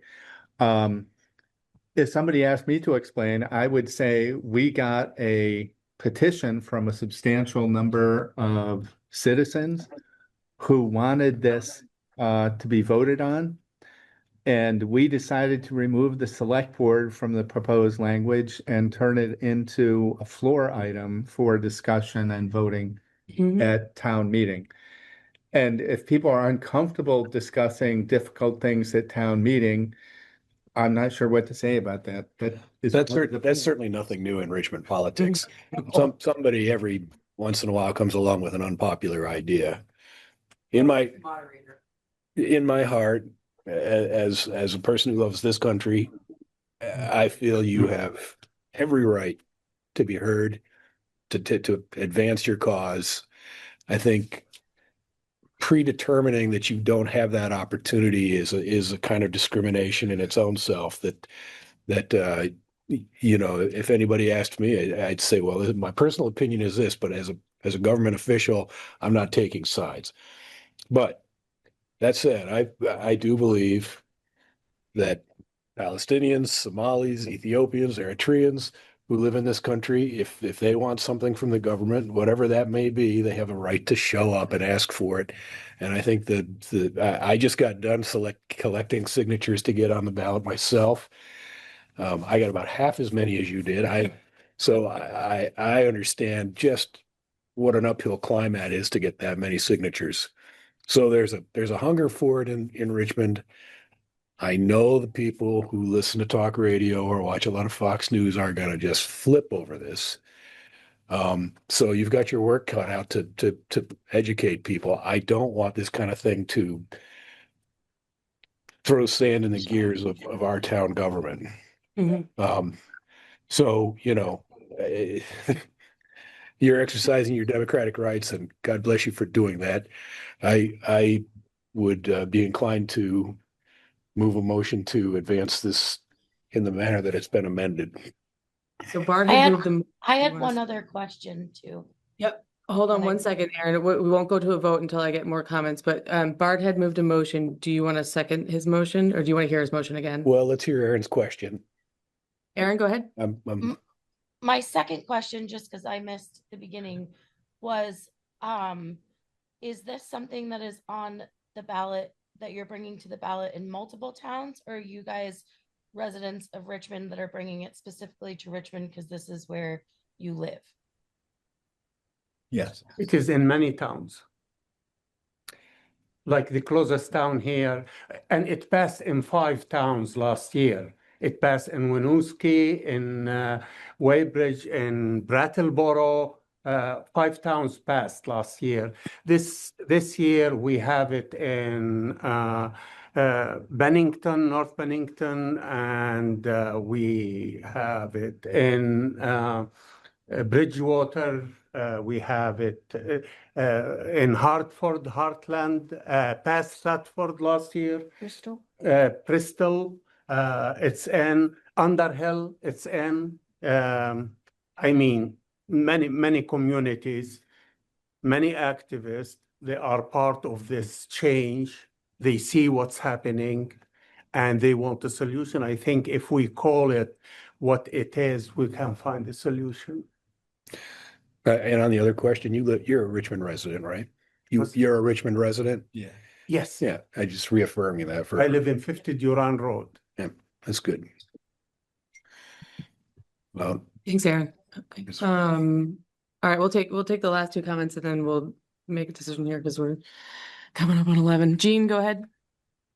Thank you. I just wanted to comment that at the town meeting, there's typically 125, roughly 125 people who attend town meeting out of the 3,000 voters in the town of Richmond.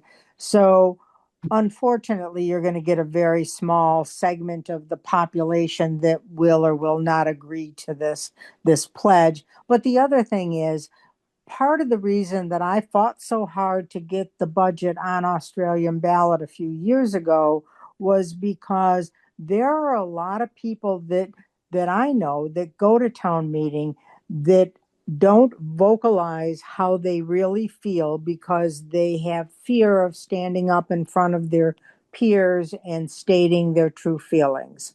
And so they remain silent, and I know that that's their choice to do that, but I just feel that truly the democratic process is for everyone to have a say.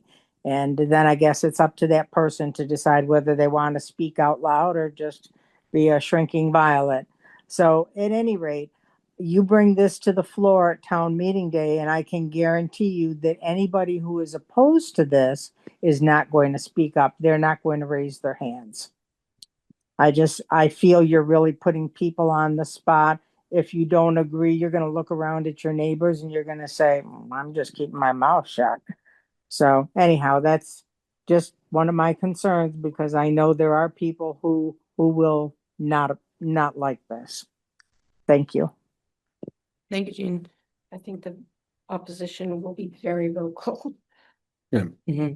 Patty also just noted in the comment that they can call for a paper ballot. Is that inclusive of the article? At Yeah, town meeting. at town meeting, there's a process where if certain number of people call for paper ballot, it goes to the ballot, but it doesn't go then. It Onto goes to the- those present. Yes. Go on paper ballot. Gotcha. Understood. Which was frankly the way Richmond government operated for 100 and 200 years. That's how everything was voted for most of our history, was actually at town meeting, a vote of the voters present. For better and worse. Chelsea, did you have a comment? I just have a quick process question because I'm still very much familiarizing myself with town meeting. The difference between you guys voting to put this to a floor vote now versus, because people can bring things up for a floor vote day of, correct? Is simply that people will know ahead of time. Yes, okay.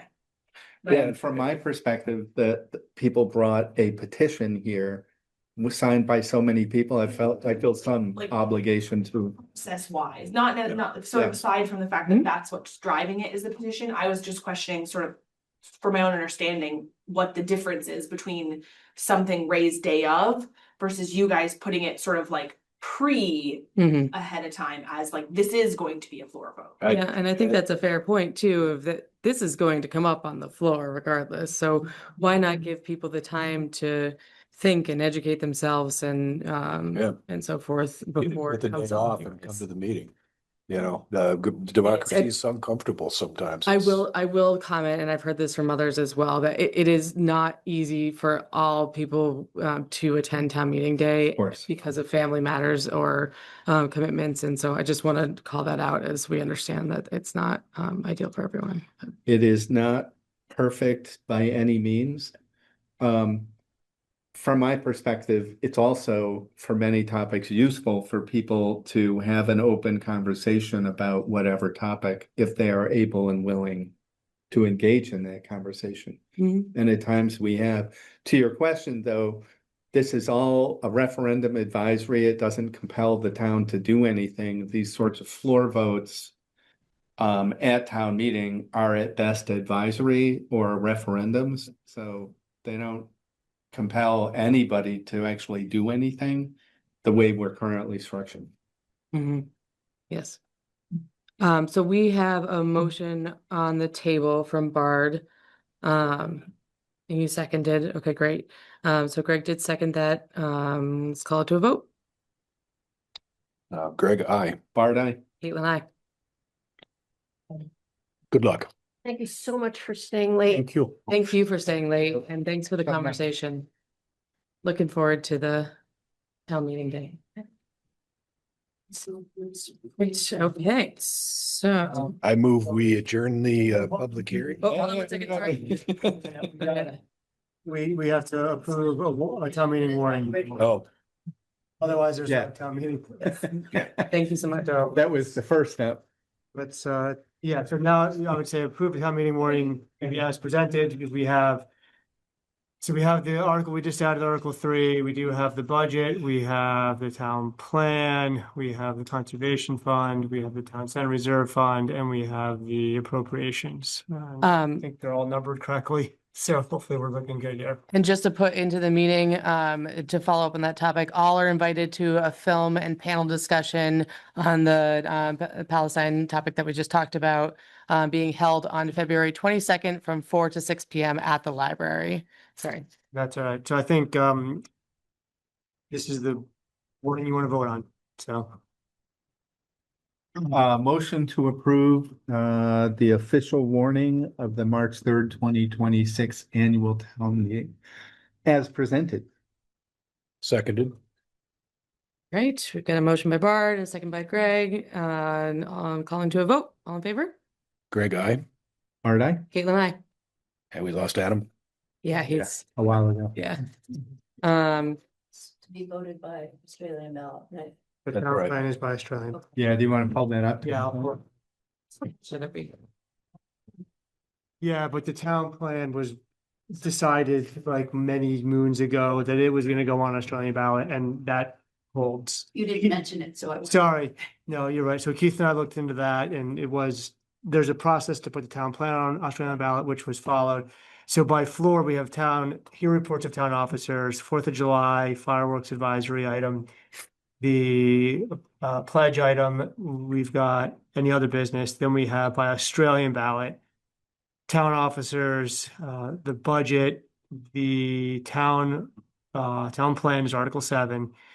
Then we have Conservation Reserve Fund, Town Center Reserve Fund, and then we have the appropriations, and those are all by Australian ballot.